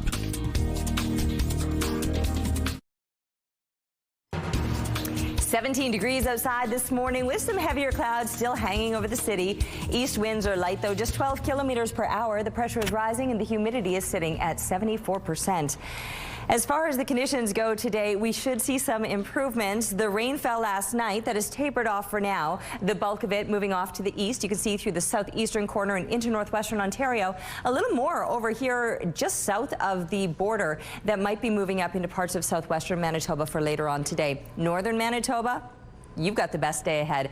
Beautiful sunny conditions and soaring temperatures too. Not necessarily in Churchill. You'll sit around 12 degrees for your expected high, but other places will be getting up into those high teens or low to mid 20s, well above what you would expect for this time of year. Around 16, 17 degrees. Those would be normal daytime highs through much of northern Manitoba. And instead, you're looking to be into the mid 20s for today. Southern Manitoba is where all of the activity has been this morning. And so that's where the heavier clouds are going to be lingering. And while it's kind of cleared out somewhat in the southwest for now, you can expect to see those clouds building up and maybe that possibility of precipitation for later on today or into the evening time overnight, certainly for tomorrow. Here in the southeast, bit of a different story. For us, all of the activity fell last night and is now starting to push further to the east. So we'll see some clearing as the day goes on. Northwestern Ontario, things will still look a little bit soggy and stormy for you, but still up into those 20-degree temps. So closer to what is normal for this time of year, with 19 being a seasonal daytime high. Here in Winnipeg, we're remaining well above that, not just through the weekend, but through most of next week, getting back to seasonal temps by about Thursday, although by then seasonal will be about 18 degrees. Anyway, there will be some scattered precipitation off and on, but temperatures really hiking up and soaring through the coming weekend. Thank you, Terry. When you think about farming in Manitoba, canola plays a big factor in that. Ainsley's live at the Farm and Food Discovery Center this morning. Good morning, Ainsley. Good morning, Rochelle. It is my pleasure to talk with Gary Livingston, the pride and joy of Starbuck, Manitoba. Thank you for joining us this morning. I love shouting out Manitoba towns, and it's important because of what we're talking about. Absolutely. Canola. When you come to the Farm, Food and Discovery Center on Sunday, you get these real life conversations. Oh, for sure. So we've got a lot going on this year, and some old, some new, but everything is fun for everyone. So if you guys remember back in July, we had the beautiful yellow fields. So if you remember those, all those pods, all those flowers turned into pods. So we can see the pods right here. They're nice and dry. Each of the pods has about 15 to 30 canola seeds in them. So if you want to feel these are the seeds right here. It's pretty dry, right? Yeah, it is. Yeah, so they're very dry, but they're packed full of oil. So it's about 43% oil in every one of these. Kind of surprising fact. Yeah. We have behind you a bushel. So that's about 50 pounds of canola seed right there. And that produces about 11 liters. So all those jugs there, that is what comes out of those seeds. Mm-hmm. It's a lot, hey? Totally. This is a really weird comparison, but it reminds me of AstroTurf, like oh my gosh, yeah. The bottom of fake grass. Hey, that's a new market to get into. Nice. The activity we have here, we're going to crush the seeds. So we want to see the oil. We're going to dip our stick in here. This actual tool that farmers use in the field. It gathered seeds. So as you can see, there's 100 going to get on there, give or take. Sometimes you miss a couple. But you get some tape here. You put it on. You stick it to it. And you can peel back and you see the seeds there. So we're going to stick that to the paper so we can crush them. So I'm going to need your help here. We're going to give it one go, and then I'm going to give it over to you. Give it a crush. Okay, nice. I'm pretty strong. This is awesome. Perfect. So we're going to give it a nice crush, and then we can see the oil here. So there's tons of oil that's seeping out there. Wow. Yeah. You also have a contraption here. What's that one? So that's our canola crusher. You're pretty strong, hey? Yeah. Maybe you'll have that as a wrestling name. She teed me up nicely, didn't she? The canola crusher. There you go. Back to you. Thank you, Ainsley. It's a fitting name. A man in central Alberta has transformed his barley field into a working railroad yard, and he's using it to raise money for a good cause close to his heart. CTV's Evan Kenny has more. All aboard. Trains will be departing Ernie Bescowini's mini rail yard west of Sylvan Lake all weekend long. Good to go.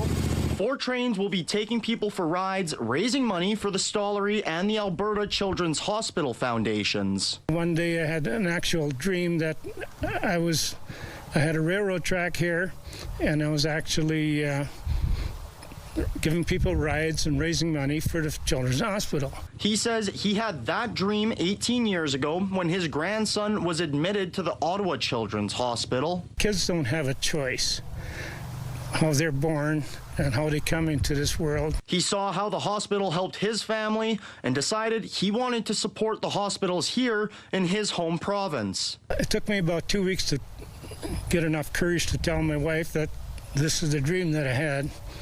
And she immediately responded. She says, "That's a very doable dream. Let's do it." Bescowini spent more than a decade planning and building these locomotives and 12 acres of track through tunnels, around lakes, and over bridges. It was barley field when I started. An ambitious endeavor for someone familiar with tools and restoring cars, but no prior experience with trains.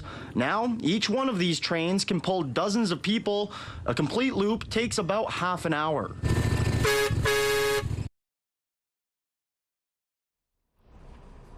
It's time for Let's Celebrate. Let's see who's having a celebration today. Happy 12th birthday to Jamie, love Mom, Dad, Granville, Alexandra, Nan, and Papa. Happy 55th birthday to Bill, with love from your wife Mary and granddaughters Callie, Kira, and Promise. Happy 9th birthday to Bryson, love Grandpa and Mehmet.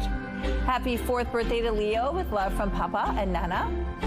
Happy 9th birthday to Logan, love Grandma, Grandpa, and Uncle Aaron. Happy 14th birthday, Ariel, with love from Paulina, Adrielle, Grandma, Gideon, and cousins. Happy 7th birthday, Hickson. Have a great day, love Grandma and Papa B. Happy 7th birthday, Valentina. Love Mom, Dad, your sisters, and brothers. Happy 34th birthday to Tim. Love Wisdom, Kaziana, and Amanda. Happy 40th anniversary, Glenn and Monica, with love from your family. And happy 68th anniversary to Wilf and Myrtle. Lots of love from your kids, grandkids, and grandpuppies. If someone you care about is having a birthday, anniversary, retirement, or graduation, let's celebrate. To submit your celebration, visit our website, ctvnewswinnipeg.ca, and fill out the form at least 2 days in advance. It'll also enter you into our monthly contest for a chance to win a $100 gift certificate to Party Stuff. Let's Celebrate, brought to you by Party Stuff, 3 Winnipeg locations and at partystuff.ca. Weather, brought to you by Blinds Are Beautiful at 900 Lorimer Boulevard, featuring Hunter Douglas shades. All right, it is looking a little bit brighter out here just as the sun gets higher in the sky, but I still can't see the sun because of the heavier clouds that are hanging over us. There's a dampness to the air and, well, to the patio, the streets, the puddles, the wet grass that you're waking up to this morning. There was rain that moved through last night, and although that has tapered off, there's still very muggy dampness lingering in that air today. 17 degrees right now with light winds out of the east, 12 clicks.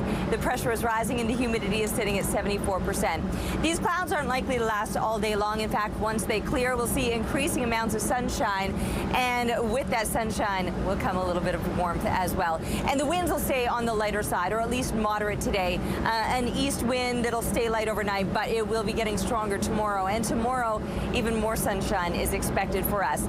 But like I said, we should be seeing more later on today as these clouds clear out. And certainly for central and northern Manitoba, you're already waking up to the sunshine. It's going to be a beautiful day across northern Manitoba. And no matter where you are in the province, low to mid-20 temperatures are expected. That puts us well above seasonal. Thanks, Terry. A major expansion to the Port of Churchill is among the list of projects under consideration for the federal government's major projects legislation. According to the feds, the plan will include an all-weather road, upgraded rail line, a new energy corridor, and an ice-breaking strategy. The aim is to expand exports with particular focus on diversifying trade with Europe. Manitoba Premier Bob Canoe says there's still a lot of work to be done and consultations will have to happen first, but he believes this is very significant for our province. And joining us now is Churchill resident and logistics coordinator for Frontiers North, Joe Stover. Good morning, Joe. Good morning. How you doing? I'm well. Thank you so much for joining us. Now tell us first of all your thoughts about yesterday's announcement. Very encouraging.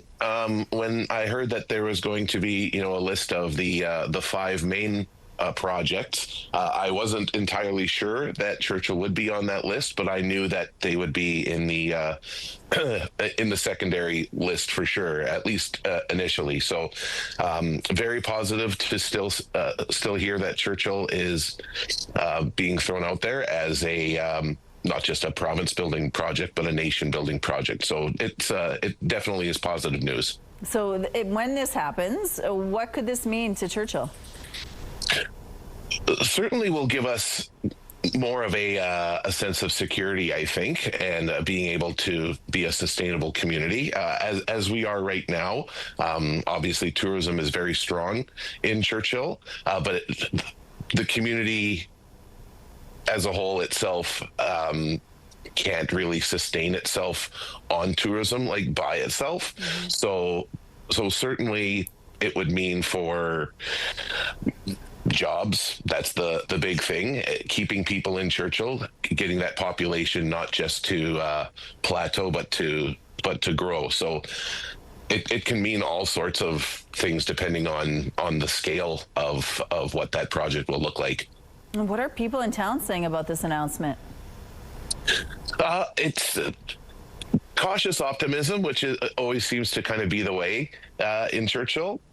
I think since Prime Minister Carney started talking about Churchill, which was pretty early on during when he was appointed first, of course, as Prime Minister, it's been encouraging to hear Churchill be brought up by him and by other folks kind of as it goes. So yes, cautious optimism, but this sounds like this actually has legs, and that's something maybe before, previous announcement, because there's always been announcements about Churchill where they're going to get money, they're going to get this, that sort of thing, and it's been like, okay, yeah, we'll believe it when we see it, but it really does sound like something is going to be happening. So certainly people in Churchill are a bit abuzz about that. And why do you think Churchill is a good spot for this kind of project? Well, it's just strategic, location. We're in the middle of the country. We are on the shores of Hudson Bay, and it's that much quicker to get stuff from the country to Tidewater, and then of course getting it from Tidewater to the markets.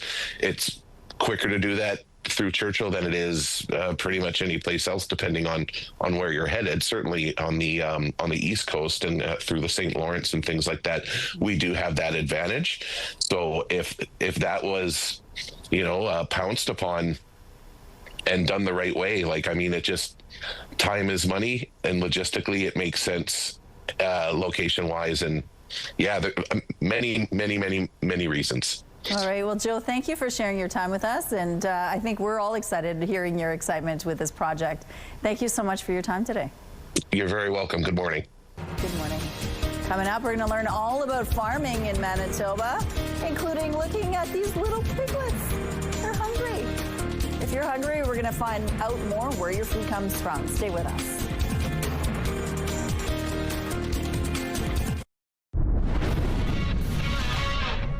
Hey there. there. Lindsay Hamilton inside the Sports Center newsroom with your must-see moment from Thursday. We are taking a trip to Lambeau Field for this one. It is Thursday night football. You got the Commanders and Packers, and look at this from Jordan Love. Airs it out to Malik Heath, and he comes down with the catch. Now, it looked like he was out of bounds in the play, but look at the toe. Keeps that foot in bounds. 37-yard gain by Heath, and he earns your must-see moment from Thursday.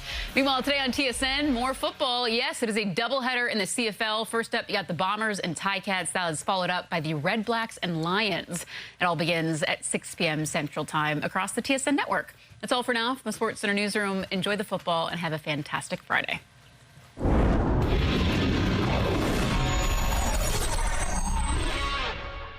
TSN Must-See Moments brought to you by Super Blinds and Draperies, your Hunter Douglas shade provider for over 40 years.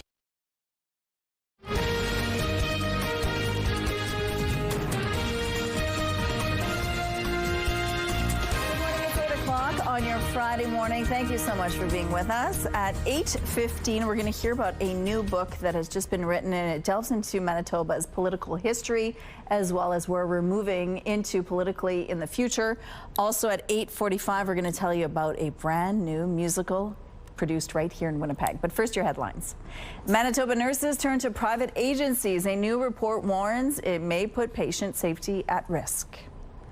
Plus, Ottawa targets next big projects, from ports to wind power. What could be approved next? And the captain returns to where it all started. Jonathan Taves is back on Winnipeg ice. Bringing in Terry now. The weekend is finally here, and we might see a little bit more rain. Well, the possibility is there. If not today, by the end of the weekend, yeah, it's kind of bookends a little bit with the precipitation, but I think we're also going to get some sunshine, Michelle. So nice. Lots for us to be excited about, not to mention these above seasonal temperatures. We're starting out, for example, at 17 degrees when 7 would be a normal low for this time of year.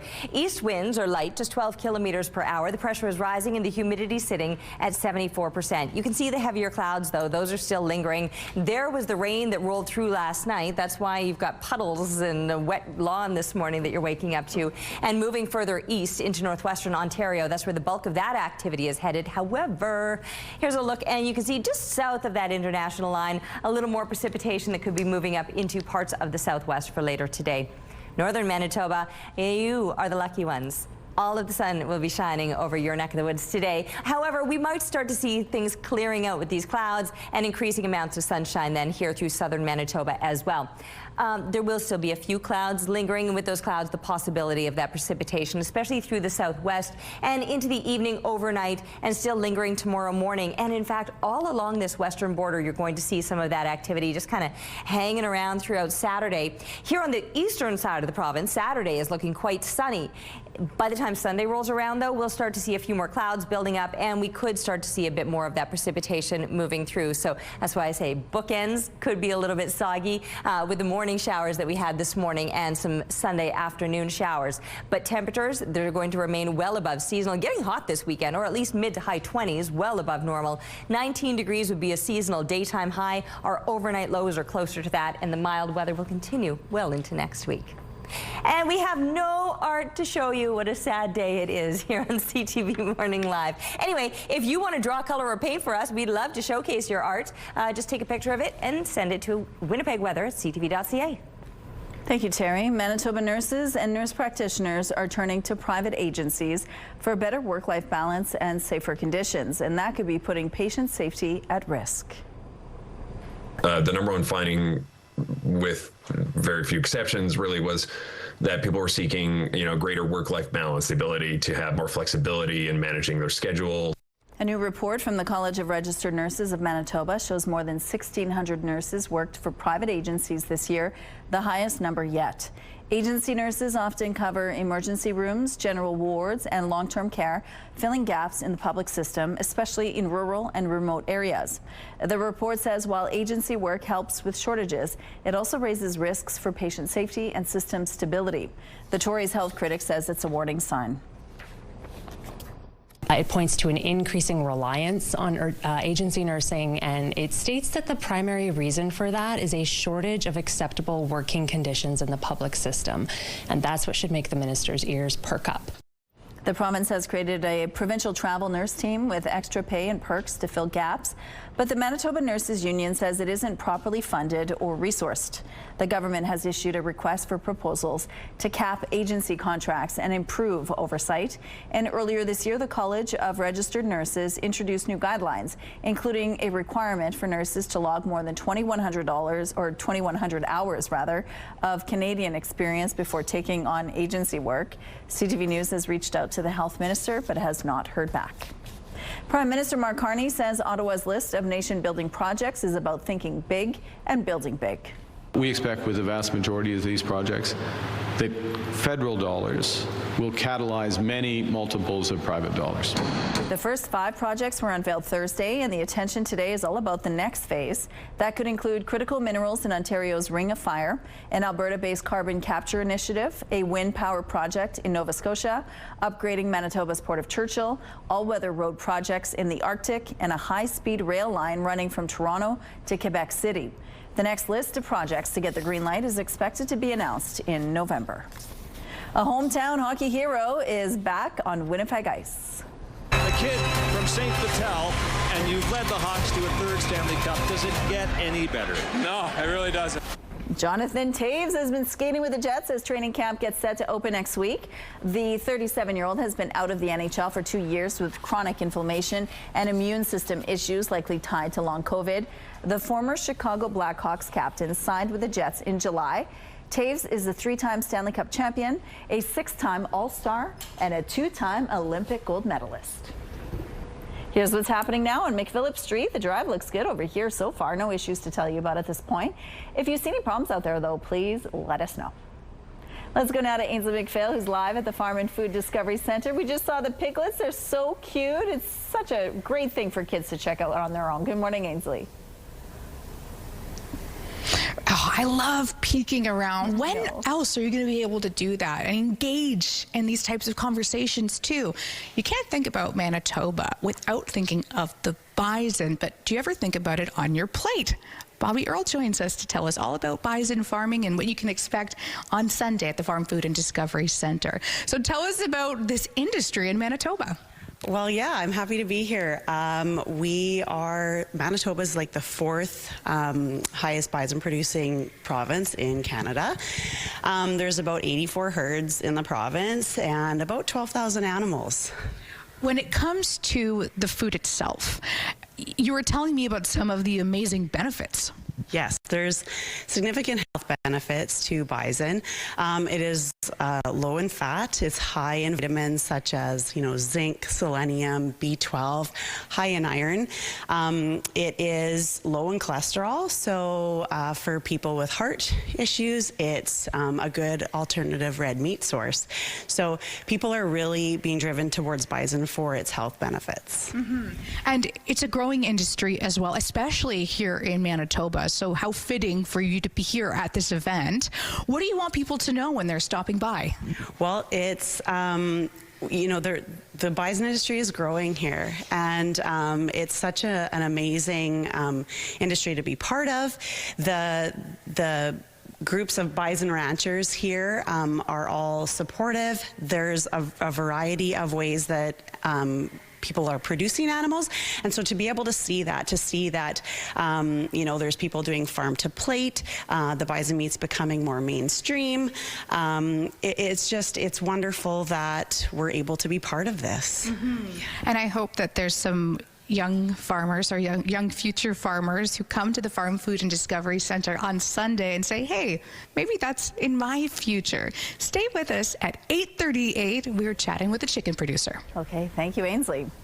Now a look at the fallout from a CTV News investigation. Crown prosecutors have dropped charges against 2 Toronto area car salesmen accused of selling stolen cars. This after W5 showed some of the charges didn't add up. CTV's John Woodward has the details. Mr. Bachnick, the Crown has no reasonable prospect of conviction. That message from Crown prosecutors, a relief for Harris Bachnick. He's now won his fight with the criminal justice system. It was botched from the word go. Bachneck and fellow car salesman Fatty Zito faced almost 200 charges between them out of Project Warden. Police accused them of selling more than $2 million worth of stolen cars out of this Toronto dealership and covering it up by faking Carfax vehicle history reports. The dealership's own funds were then used to buy the vehicles, which were fraudulently presented as legitimate. The charges laid at the peak of a vehicle theft crime wave that prompted many arrests as well as progress in stopping stolen cars at the ports. When W5 did the homework with the dealer's records, we found evidence some cars were stolen, at least 3 buyers who couldn't get insurance, and 12 cars whose vehicle identification numbers were listed as being exported out of Canada before they were sold in Toronto. We also found proof that those Carfax reports could not have been altered. The ones that were provided in the sales actually matched the ones that were issued by Carfax. This former Toronto police detective said those reports could have been a big piece of evidence that linked the salesman to the crime. Without that, the Crown told Bachneck, there was no reasonable chance of conviction in the case. What seems to be clear in this particular situation is that not all those I's were dotted, not all those T's were crossed. There were 176 charges withdrawn. There was no evidence of it, and I submit from the first day on, myself, the co-accused, that nobody had any part in this. Everything that we did was above board. Bachneck says he was duped, just like the people who bought those stolen cars. But he doesn't know by whom. That leaves a big unanswered question. If the salesmen weren't involved, who was? John Woodward, CTV News. All right, we're looking now through the Bath Fitter Live Eye. Bath Fitter, your bath and shower experts for more than 40 years. Heavier clouds still linger, but we're starting to see a few breaks in those clouds now. Brief bits of sunshine trying to get through. We'll see more of that as the day goes on. It is starting to warm up already. From 17 last hour, we're now sitting at 18 degrees here in Winnipeg with similar temperatures all through the south, although Winnipeg does seem to be winning the game. But still, mid to high teens throughout the south, and even northern Manitoba is going to be in for a beautiful day today, though it's a little bit cooler starting out. Still seeing some single digits, Thompson and Gillam, but other places have at least made it up into the double digits, or for some, you've been hanging in the mid-teens all morning long. Clearer conditions all across northern and central Manitoba. The activity has been here through southern Manitoba. In the southeast, it is moving off into northwestern Ontario. In the southwest, you might see a few more clouds building up, and you can see there's some precipitation in there. You could see some showers or thunderstorms throughout the afternoon. 18, and the clouds, like I said, beginning to break up now. We'll see increasing amounts of sunshine as the day goes on. So by the time kids are coming home from school today, 24 degrees, and we'll have those winds shifting out of the northeast for later today, but remaining on the lighter side. Those winds, however, will get a little bit stronger for tomorrow, but a lot more sunshine and a little more heat. 25 expected for Saturday, 27 by Sunday, but the heavier clouds are building up again. We could be seeing some scattered precipitation later on into the day. That'll continue overnight and into Monday, but those well above seasonal temperatures will be lasting throughout much of next week. Taking a break right now, we'll be back with more CTV Morning Live. Good morning, it's 8:14. Now to the travel mishap that went viral on TikTok, getting 3 million views online. ABC's Sam Champion has the story. Two American 20-somethings on a girls' trip through Europe find out the hard way the difference between Tunis and Tunis. Where's Tunisia? I don't know. Is that Africa? I don't know, Brittany. Hannah Kraft and Brittany DeZallo tell us they thought they were flying to Nice, France, only to discover their plane was on the way to Tunis, a completely different continent. Tunis, Tunisia, in North Africa. The travel video garnering more than 28 million views on TikTok. Where's Tunis? This is Rome, sorry. We're going to Africa? The journey begins when they missed their EasyJet flight to Nice at the Rome airport. Why are we always running? We explained that we needed a new flight to Nice. When we said that, he was like, oh yeah, flight to Nice. I have one in like 3 hours. And we said, okay, great. If Hannah or Brittany had double-checked their boarding pass, they would have seen that the destination was clearly marked Tunis. But instead, they napped in the lounge, waking up with just minutes to spare. We were like, okay, well, we can't miss this flight again. Finally get to the gate, but because it was just so chaotic, we really didn't have much time to think deeply when everyone's saying, oh, how did you not know that you were going to Tunis? We didn't look at any screens. Once on board, the friends finally realized Tunis became Tunis. I think something that we learned is honestly to just enjoy the moment. Just roll with it. Just to laugh about it. Life's life. Don't take it too seriously. Yeah. A new book is exploring Manitoba's political history and future landscape. It's titled The Keystone Province, Politics and Governance in Manitoba. It's written by adjunct professor in political science at the University of Manitoba, Christopher Adams. Joining us now is Christopher Adams. Good morning, Chris. Hi, Rochelle. Nice to be with you again. Well, thanks so much for joining us. Congratulations on this new book. Tell us about it. Sure, and it's edited by myself and Professor Kelly Saunders at the University of Brandon University, and it's got over a dozen original pieces by about 13 authors who are mostly in Manitoba, and they're based in different universities around the province, including the University of Winnipeg, Brandon University, and the University of Manitoba. So it's a book that's long overdue. Kelly and I, when we were putting together the idea for the book a few years ago, we thought, look, we haven't had a book about Manitoba politics that gives the overall landscape for well over a decade, and it was time that we brought something up to speed with the public. Well, tell us some of the political history you're delving into this book. Yeah, so we start off with the first chapter with Bob Coots has written about the Métis resistance and Manitoba coming into Confederation. And we work on, we have Fletcher Beauregard from the University of Manitoba, who's an economist. He writes about the economic context for politics, and a number of other pieces that go right up to Women in Politics by Joan Grace at the U of Winnipeg. And then we've got a number of chapters about political parties. I wrote the piece on the NDP. Kelly wrote the piece on the Liberals, and Royce Coop, who's a well-known political scientist here in Manitoba, wrote the chapter on the Progressive Conservatives. So it really does, if someone's a political junkie, it's a book well worth having. And we also had permission from Shipra Verma, who's the Chief Electoral Officer for Manitoba, and she allowed us to do an appendix where we put all the election results going back to 1870, and also the history of election laws in Manitoba. Well, that's really interesting. Now, what are some of the key takeaways on how that political history has changed and molded policy in this province? Well, you know, the title of the book is The Keystone Province, and so we position our this province is sort of in the center of Canada. It's not just one type of society. There's a whole bunch of different elements within our society, and in some ways, it's a microcosm of all the differences across the country that have come together in Manitoba.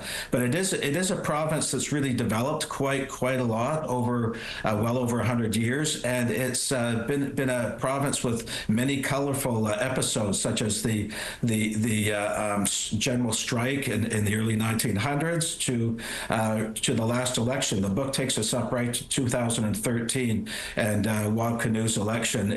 So we're coming up to the second-year anniversary, so it's quite timely that the book is launched. Absolutely. Now, given our political past, are you surprised by where we're at and now today politically in this province? Well, I would say that, you know, we've gone through a number of things over the past 10, 20 years, including COVID, including changes of government. We had Pallister and Heather Stephenson before, and now Wab Kinew. So we've had an alternation of political parties governing the province. So you go back to 1969 when Ed Schreier won the first NDP victory. So there have been an alternation of parties here in the province. And chiefly, we have a political culture that's mostly peaceful, even though we've had periods of time when there's been problems of unrest, including the French language debates in the 1980s. But I should say, Rochelle, you know, I was meeting with Anita Neville some time ago, the Lieutenant Governor of the province, and she said, why don't we have the book launch at Government House? So it's being launched on the 14th of October, but we're also doing a second event on November 6th at McNally Robinson. So we plan to do a really big splash, Kelly Saunders and myself. The Keystone Province. Thank you so much, Chris. And again, congratulations. Thanks, Rochelle. Take care. You too. Oh my goodness, that is so cool. I would love to get my hands on any form of history. I'm all about it. Right, and all about us. Yes, absolutely. How's it feeling out there? Still a little bit muggy and damp. Not warm, but we're well above seasonal with these temperatures. I'm just still standing under the heavier clouds as opposed to, oh, look at that. I just actually noticed the moon because the clouds have parted exactly where it is, and there are pockets of blue sky and half a moon left in the sky this morning. The sun itself is behind the clouds, but we'll probably see more of that as the day goes on. 17 degrees with east winds, just 12 kilometers per hour. The pressure is rising and the humidity sitting at 74%. Increasing amounts of sun as the rest of these clouds clear out. It will be a beautiful afternoon and well above seasonal, not just today, but all weekend long. And some places are already waking up to the sunshine. Northern Manitoba, central Manitoba, beautiful and clear. And even the southwest was clear, but is now starting to see some clouds building.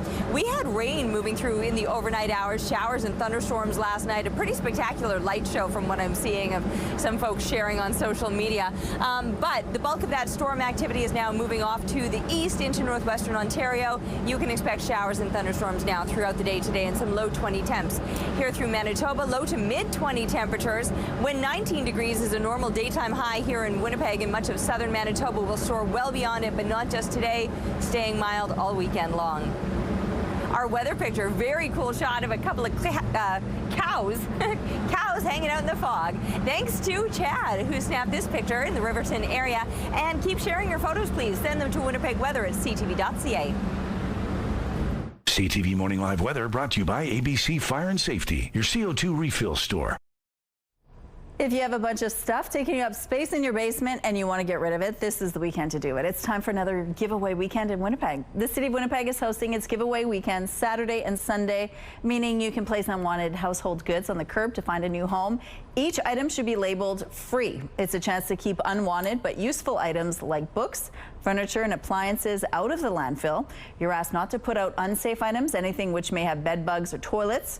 The city suggests anything not picked up could be donated to community organizations. We have some news to share. Starting Monday, we've got a brand new look with the same familiar faces. You can catch CTV Your Morning Winnipeg weekdays from 6 to 9 a.m. with local news, the day's top stories, and all the weather and traffic you need. CTV Morning Live is brought to you by Robin's Donuts, your favorite stop. You know we're moving into fall when it's time to talk about the CIBC Run for the Cure. Kim Kirschenbaum is joining me today, past participant and with a story of its own. Kim, give us a little bit about your background. Absolutely. So I was diagnosed in 2019 with inflammatory breast cancer. I've been part of the run actually for many years, formerly as someone that was just supporting family and friends. It was always a really great inspirational type of event. Now it's taken on a more personal approach just because I am a cancer warrior. That means I'm still in my battle. I will be probably for the rest of my life. There's currently no cure for what I have, but that doesn't mean that one day there won't be, which is why events like this that take place are so near and dear to my heart. Cancer's not my whole story. Obviously, there's other parts that I love to be at the lake and spend time with family and friends, but I feel like I'm really about awareness and advocacy for events like this, other events, and just living your life and making the best of it. I do actually stop and smell the flowers every day, which everyone should do, and you know, my path is forward. I don't look backwards. And I love that about you, Kim. I mean, I've known you for a few years now. Your positivity radiates from you, which, and as you said, cancer isn't your whole story, right? You take those moments to enjoy life, but also the fact that you were a part of this cause long before you ever became a part of this cause. And I think that speaks so profoundly to what it is that we're trying to do. So let's talk about now what it is that we're trying to do, because obviously the Run for the Cure is a fundraiser. So where do those funds go? You know, it is the largest volunteer-led event. It is the largest charitable fundraiser for breast cancer research. Canadian Cancer Society, through this fundraiser, actually provides many things. It provides transportation services to cancer patients, wig services, accommodation services, online support, communities, which is huge, advocacy, awareness, but obviously groundbreaking research. And research is just everything. I'm a great example. I've been on many trials. This is now my 8th different type of chemotherapy. All of that type of research doesn't come cheap. It is something that needs huge amount of funding. And events like the CIBC Run for the Cure, over the years, so we're in our 34th year, and we've raised well over $400 million through this event. But it's not just a fundraising event. It is an inspirational, motivational. It is one day when everyone just comes together. They're a bunch of strangers. There are a bunch of teams.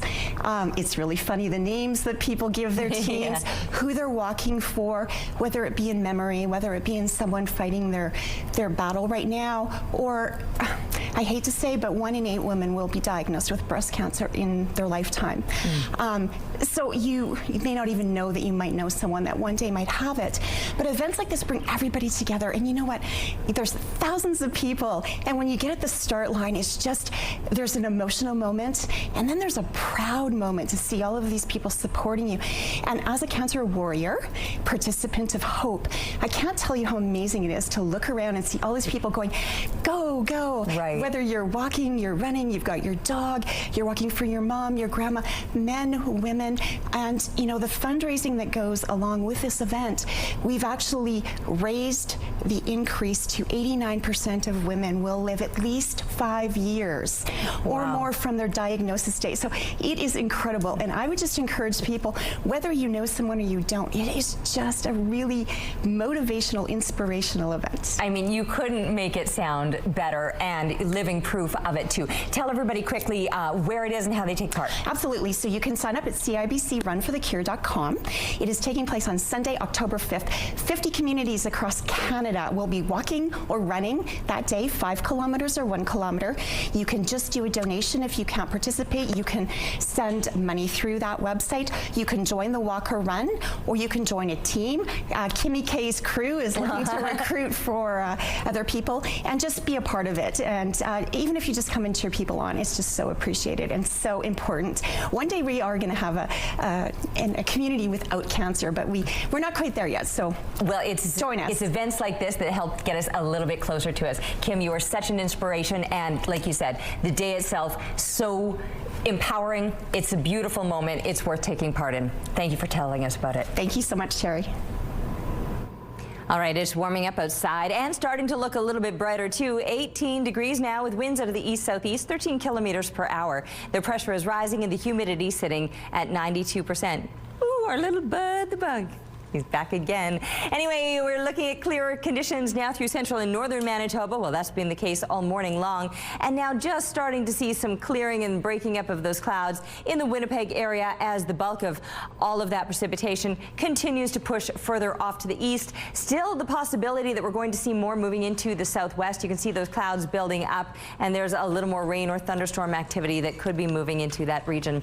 24 is where we're headed today, well above seasonal. 19 degrees, a normal daytime high, so it's going to be a warm day, week next week. These above seasonal temperatures will be lasting. The winds remaining on the lighter side today out of the northeast. They'll be shifting out of the east overnight as we drop down to 16 degrees. Just a few clouds. That means plenty of sunshine for tomorrow, and even warmer yet, up to 25 degrees, but windier yet too.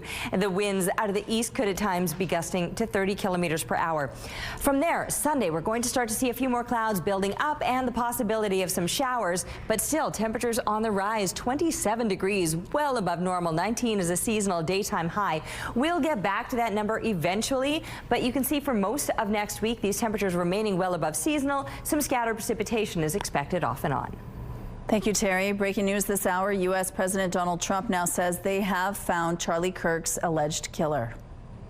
Yeah, can I always say, I think, just to protect us all, and so Fox doesn't get sued, and we all don't get sued, and everything else, but I think with a high degree of certainty, we have him in custody, right? In custody. Everyone did a great job. We worked with the local police, the governor, everybody did a great job. In an interview on Fox News, President Trump says with a high degree of certainty, we have him in custody. He went on to say that somebody very close to him turned him in and that he hopes he gets the death penalty. Trump says he may need to be corrected, but he's talking, quote, based on what I'm hearing.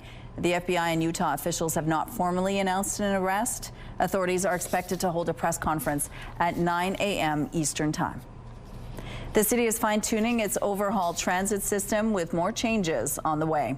The city says a number of changes were introduced in late August. They include relocating 6 stops, adding a bendy bus to the Pembina-Henderson Highway route to reduce crowding, and tweaking some schedules along Ellis, Sargent, and Notre Dame. It's also added more on-request buses to half a dozen areas, including South St. Vital, Sage Creek, and Waverly West. The city says more changes are expected in December. You're encouraged to head to the city's website to offer your feedback. Prince Harry met wounded soldiers this morning during a surprise visit to Ukraine. The Duke of Sussex spoke with the veterans and posed for some pictures during a stop at Ukraine's National Museum of History. He's also scheduled to meet with Ukraine's Prime Minister. This is his second visit to the country this year. A Vancouver condo owner says her long-term tenant illegally listed her unit on Airbnb and that the short-term rental platform did nothing to help. She wants the city and BC to investigate what she suspects is a coordinated criminal enterprise. CTV's Shannon Patterson has the story. With help from her family, Sylvie Kim is getting her downtown Vancouver condo ready for the rental market. Actually, we're spending a lot of money on renewing this, unit to rent it out again. Kim had no issues with her last long-term tenant until this past June. I got email from the strata saying that my unit has been used for short-term rentals, which I had no idea. So I got shocked, asked them for evidence. So then they came upstairs and knocked on the door. They found a couple visiting from Airbnb. Kim called Airbnb and customer service asked her for a link to the fraudulent listing. So then I came here to ask the guest about the link. And so they provided the link and who the host was, which wasn't my tenant. Kim gave that information to Airbnb along with proof she owned the unit and didn't authorize the listing. But she says the company would not deactivate it. They cannot take it off because then I have to talk to the host. How am I supposed to talk to the host? I don't even know them. So Kim decided to confront her tenant. And the tenant straight up lied to me first, but then he bailed. He just disappeared. For the next month, Airbnb guests kept showing up to her condo. What I ended up doing was I came this unit every single night to check if anybody checked in, right? So then I had to keep one young family out. I felt so bad about it, but I just explained them about the situation and told them to call Airbnb and ask them to find another unit because this is illegal. Kim reached out to CTV after seeing our story on Hossein Tavakoli, another Vancouver condo owner whose long-term tenant illegally listed the unit on Airbnb. The story was exactly the same and almost kind of proved my theory of this is not just one case, but this is like the organizational crime. CTV News reached out to the City of Vancouver and the Minister of Housing requesting comment on the problem of long-term tenants illegally listing their units on Airbnb, but neither would grant us an on-camera interview, instead releasing statements outlining the current short-term rental laws and telling victims of the scheme to report it. You want the city and the province to look into this? Yes, absolutely. As she prepares to list her condo for rent again, I really don't know how I can be protected from the same case scenario. It makes me nervous. Shannon Patterson, CTV News, Vancouver. Here's a look at what's happening in traffic along Kennison Boulevard. It looks like things are moving well over here. We have no issues or stalls or crashes to tell you about at this point in the drive. And let's look now at your gas prices. The Canadian average is $1.43, while the provincial average sits at $1.35. And in Winnipeg, the average is also $1.35. The lowest price in the city is $1.26. All this info is on gasbuddy.com. Price at the Pump brought to you by KidneyCard.ca. Get a free tow and a tax receipt for value of your car. It's time now to check in on the responses to our question of the day. We wanted to know, today is the National Day of Encouragement, so we asked you, what words of advice would you give to someone in need of a little encouragement? Ken says, I'd suggest they keep their head high. It's still summer. Go ahead and enjoy a frosty chocolate milkshake. Thanks, Ken. Marlene says, everything you want to achieve is in you. Every day is a new day. Never give up. I believe in you. And Lori says, every step counts, no matter how big or small. Everyone walked before they ran. Thank you so much for all your responses. Let's go now to Ainsley McPhail, who is live at the Farm and Food Discovery Center. And there's lots going on there this weekend. Good morning, Ainsley. Good morning, Rochelle. Discover Ag on the Farm is what the annual event is called. I'm joined by one of the farmers, Yannicka. And what's cool about this event, Yannicka, is that people can come in and actually have a conversation with a farmer. So I guess give us a bit of a teaser and tell us about yourself. Hi, I'm Yannicka. Thank you for having me here. My family and my husband and my children, we have a chicken farm, a broiler chicken farm. So we have 3 barns, and we have chicks in there that we grow for your meat. And in order to provide a visual, we actually have one here. This is what your farm would look like. That's right. Yes. Yeah. So this is exactly what our barn looks like. The chickens are free run, so they can run through the barn however they like. They can eat and drink, and the barn is climate controlled, which is wonderful in Manitoba weather because the winters are hot and the summers are cold. The summers are warm, yes, and the winters are cold. So especially, I told you, when the chicks come, the barn is 30 degrees, so I love that it's warm. And so it's nice to give the chickens what they actually need, and that it can be consistent for them to grow. And you haven't been able to do it without help. You have 5 children. Tell us a little bit about how key that's been to the whole operation to bring family together. It's so nice to be able to raise your children on a farm. And to do this as a teamwork has been really good. It's nice when the chicks come and they can help put the little chicks in the barn and be together. It's nice when my husband's around all day and I can talk to him whenever I want. We can do things together. And yeah, that's it. Yeah, it's just been it's been a dream come true, really. It sounds really pleasant. When it comes to the event on Sunday, what do you hope people get out of it? I think it's important for people to know where their food comes from. And there is so much information nowadays, but what is the best place to find information about where your food comes from? By talking to a farmer, right? Perfect. Get it from the horse's mouth, so to say. So yeah, the best place to know. Awesome. This is happening on Sunday too. We'll have a link on our website. Thank you, Ainsley. Have a good weekend. All right, let's go out to the rooftop now. It looks like the sun wants to shine this morning. It sure is starting to, Rochelle. I mean, technically it's been shining all morning, but we haven't been able to see it because of the heavier clouds. And now that those clouds are starting to clear out, I'm seeing some blue sky above and the moon still shining. Well, not really shining. It will tonight, though. A good half moon with fewer clouds this coming night than this past night that we saw. What's going on here? Are we going for a little walk this morning? I don't even know which way I'm supposed to go. This way, apparently. Okay, 18 degrees. Am I moonwalking? East-southeast winds. There's 13 clicks. The pressure rising and the humidity sitting at 92%. Oh, because of my rain gauge, right? Is that what we came to show you? Yeah, I haven't dumped it yet. I will now. That's what we got last night. Oh, I should show you the numbers. Not a lot, but just enough to make my little floaty float. Couple millimeters perhaps. We'll dump that out and see what we can collect over the weekend. As far as the conditions go today, what is going on? This is my crew messing with me. There I am. I need like the music to play me off. No, it's not a circus show. Anyway, so sunshine today, beautiful temperatures, not just today. We're going to get the beautiful temps all weekend long, increasing amounts of sunshine today. That'll be the case across the whole province. We're taking a break, but we'll be back with more CTV Morning Live. CTV Morning Live weather brought to you by Canadian Footwear, helping you find the perfect fit.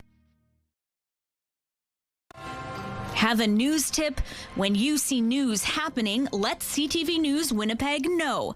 Text your tips, pictures, and videos to 10400. That's 10400. Message and data rates may apply. Good morning, it's 8:45. Now a look at the fallout from a CTV News investigation. Crown prosecutors have dropped charges against 2 Toronto area car salesmen accused of selling stolen cars. This after W5 showed some of the charges didn't add up. CTV's John Woodward has the details. Mr. Bachnick, the Crown has no reasonable prospect of conviction. That message from Crown prosecutors, a relief for Harris Bachnick. He's now won his fight with the criminal justice system. It was botched from the word go. Bachnick and fellow car salesman Fatty Zito faced almost 200 charges between them out of Project Warden. Police accused them of selling more than $2 million worth of stolen cars out of this Toronto dealership and covering it up by faking Carfax vehicle history reports. The dealership's own funds were then used to buy the vehicles, which were fraudulently presented as legitimate. The charges laid at the peak of a vehicle theft crime wave that prompted many arrests as well as progress in stopping stolen cars at the ports. When W5 did the homework with the dealer's records, we found evidence some cars were stolen, at least 3 buyers who couldn't get insurance, and 12 cars whose vehicle identification numbers were listed as being exported out of Canada before they were sold in Toronto. We also found proof that those Carfax reports could not have been altered. The ones that were provided in the sales actually matched the ones that were issued by Carfax. This former Toronto police detective said those reports could have been a big piece of evidence that linked the salesman to the crime. Without that, the Crown told Bachnick, there was no reasonable chance of conviction in the case. What seems to be clear in this particular situation is that not all those I's were dotted, not all those T's were crossed. There were 176 charges withdrawn. There was no evidence of it, and I submit from the first day on, myself, the co-accused, that nobody had any part in this. Everything that we did was above board. Bachnick says he was duped, just like the people who bought those stolen cars. But he doesn't know by whom. That leaves a big unanswered question. If the salesmen weren't involved, who was? John Woodward, CTV News. It's a Broadway-style show that celebrates Winnipeg, friendship, and human connection. The show Behind the Curtain is put on by lifelong best friends Catherine Reeford and Craig Ramsey. And if you don't recognize their names, here's a reminder. Catherine and Craig were dancers with the RWB. Catherine was diagnosed with terminal cancer, and then the 2 friends decided to compete and win the 8th season of The Amazing Race Canada. Now the hometown heroes are performing together in a sold-out musical show in Winnipeg tonight. Joining us now are Catherine Reeford and Craig Ramsey. Good morning, you two. Good morning. It's Thanks for having us. seeing you guys. You have such great energy, even in this early in the morning. This is afternoon. Yeah. Yeah, always. That's what we do for each other. We really uplift ourselves, and we have probably too much energy. I know. Yeah. You've been friends for a long time. Yeah, 3 decades. Okay, so tell us how this friendship began and how you're sharing that in this musical. Yeah. So we met at Royal Winnipeg Ballet, and we... Teenagers. Yeah, I was very young. At the time, there was a 3-year age difference with Catherine and I, but we shared a love of musical theater in the ballet building. Yes. And they certainly supported our need and journey to pause our ballet careers. So we moved to Toronto together, but a 3 years age difference as teenagers is a big deal. Yes. So I stepped in as Catherine's older brother, guardian of sorts. But what's beautiful about this friendship, and it's certainly in the show, is that we have passed the torch to each other, where we have uplifted and supported each other through ridiculously difficult times. And fun times, too. Not just ridiculously. And there have been some tough times, including your cancer diagnosis, which I'm sure was shocking for both of you. Yeah. It was the first one I called. Yeah, and so that friendship has developed through some of those rough times. Yep. How are you bringing that to a musical where you're singing and dancing about it, but also making the audience laugh? Well, I don't know, but we are. It all stemmed from Catherine's wish to have me interview her and record it.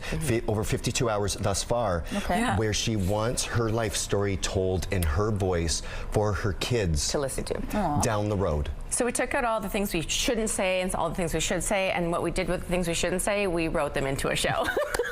and that's what it's about. And it's funny too, right? It's funny, yeah. It's funny. It's so uplifting and hilarious. So vulnerable in it, but because we're vulnerable, it turns out to be funny and relatable. And relatable, and it's like mess up too. We encourage people to laugh with us and certainly at us.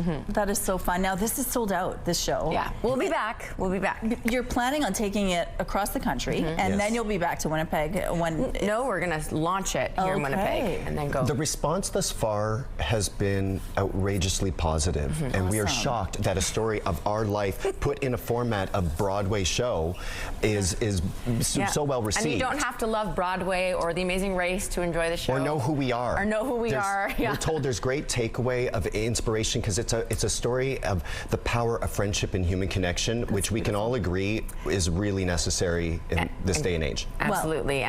The show is sold out, so you can't check it out tonight, but we will let you know when tickets are available to the next time you're in town. Congratulations, you two. Good luck tonight. Thank you so Break much. a leg. Thank you. All right, it does sound like a lot of fun. Outside this morning, 18 degrees, east-southeast winds, 13 clicks, the pressure rising and the humidity sitting at 92%. We still have some heavier clouds hanging around, but they're beginning to break up a little bit. The bulk of the precipitation, that is pushed off to the east. We'll see plenty of sunshine across northern Manitoba. Really nice temps to go with it. Everybody above seasonal. High teens for the most part, low to mid-20s. Churchill will be the exception, slightly cooler, but 12 degrees, not bad, especially with the sun shining over you. And yes, the abundant sunshine through central and northern Manitoba will eventually move into southern Manitoba as the day goes on. Here in the southwest, we'll see a few more clouds building up, and you do have the possibility later today of getting a bit of shower activity, possible thunderstorms. Whereas here in the southeast, all of that is clearing off to the east of us and into northwestern Ontario, so things could look a little soggy or stormy for you throughout the day today. We'll get back to that sunshine, though. As it clears this afternoon, we'll have plenty of sun to enjoy for tomorrow and into the weekend. These well above normal temperatures. In fact, it remains well above seasonal. 19 is normal, so most of next week these mild temperatures stick around. We're taking a break right now. We want you to stick around for more CTV Morning Live. Rooftop arrangements provided by Lacoste Garden Center. Salon services provided by S&T Spa Salon. And before we send you off for the weekend, we're going to show you some fun video. First off, I need to know what they've been putting in baby shampoo, because check this out. Baby Liana is just 10 months old and has the most luscious locks. Hashtag hair goals. My goodness. That doesn't even look real. I know. She's sweet, though. Oh, my goodness. Cutie. And then learning to skate can be hard unless you have this kind of backup. Anything is possible when you have a family like this. How sweet is this little girl's skating lesson with her dad and dog in tow? Look at this. Aww. Such cuties. That dog's almost keeping up. Very sweet. Love it. Me too. And we have some news to share. Starting Monday, we've got a brand new look with the same familiar faces. You can catch CTV Your Morning Winnipeg weekdays from 6 to 9 a.m. with local news, the day's top stories, and all the weather and traffic you need. Yeah, so enjoy the last of this logo, but we're going to be here. It's going to be a new look. It's going to be a lot of fun. It's going to be really exciting. Make sure that you're tuning in Mondays. See what it's all about. There's also a $20,000 contest, so you could win some serious cash. So make sure to tune in from 6 to 9 a.m. on Monday. Money in the pocket. Absolutely. And finally, if your Roomba isn't getting a lot of use these days, here's an idea.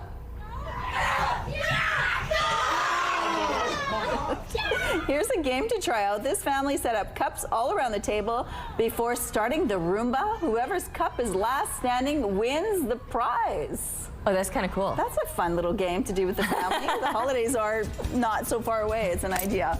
We will see you Monday for Your Morning Winnipeg. Have a great weekend.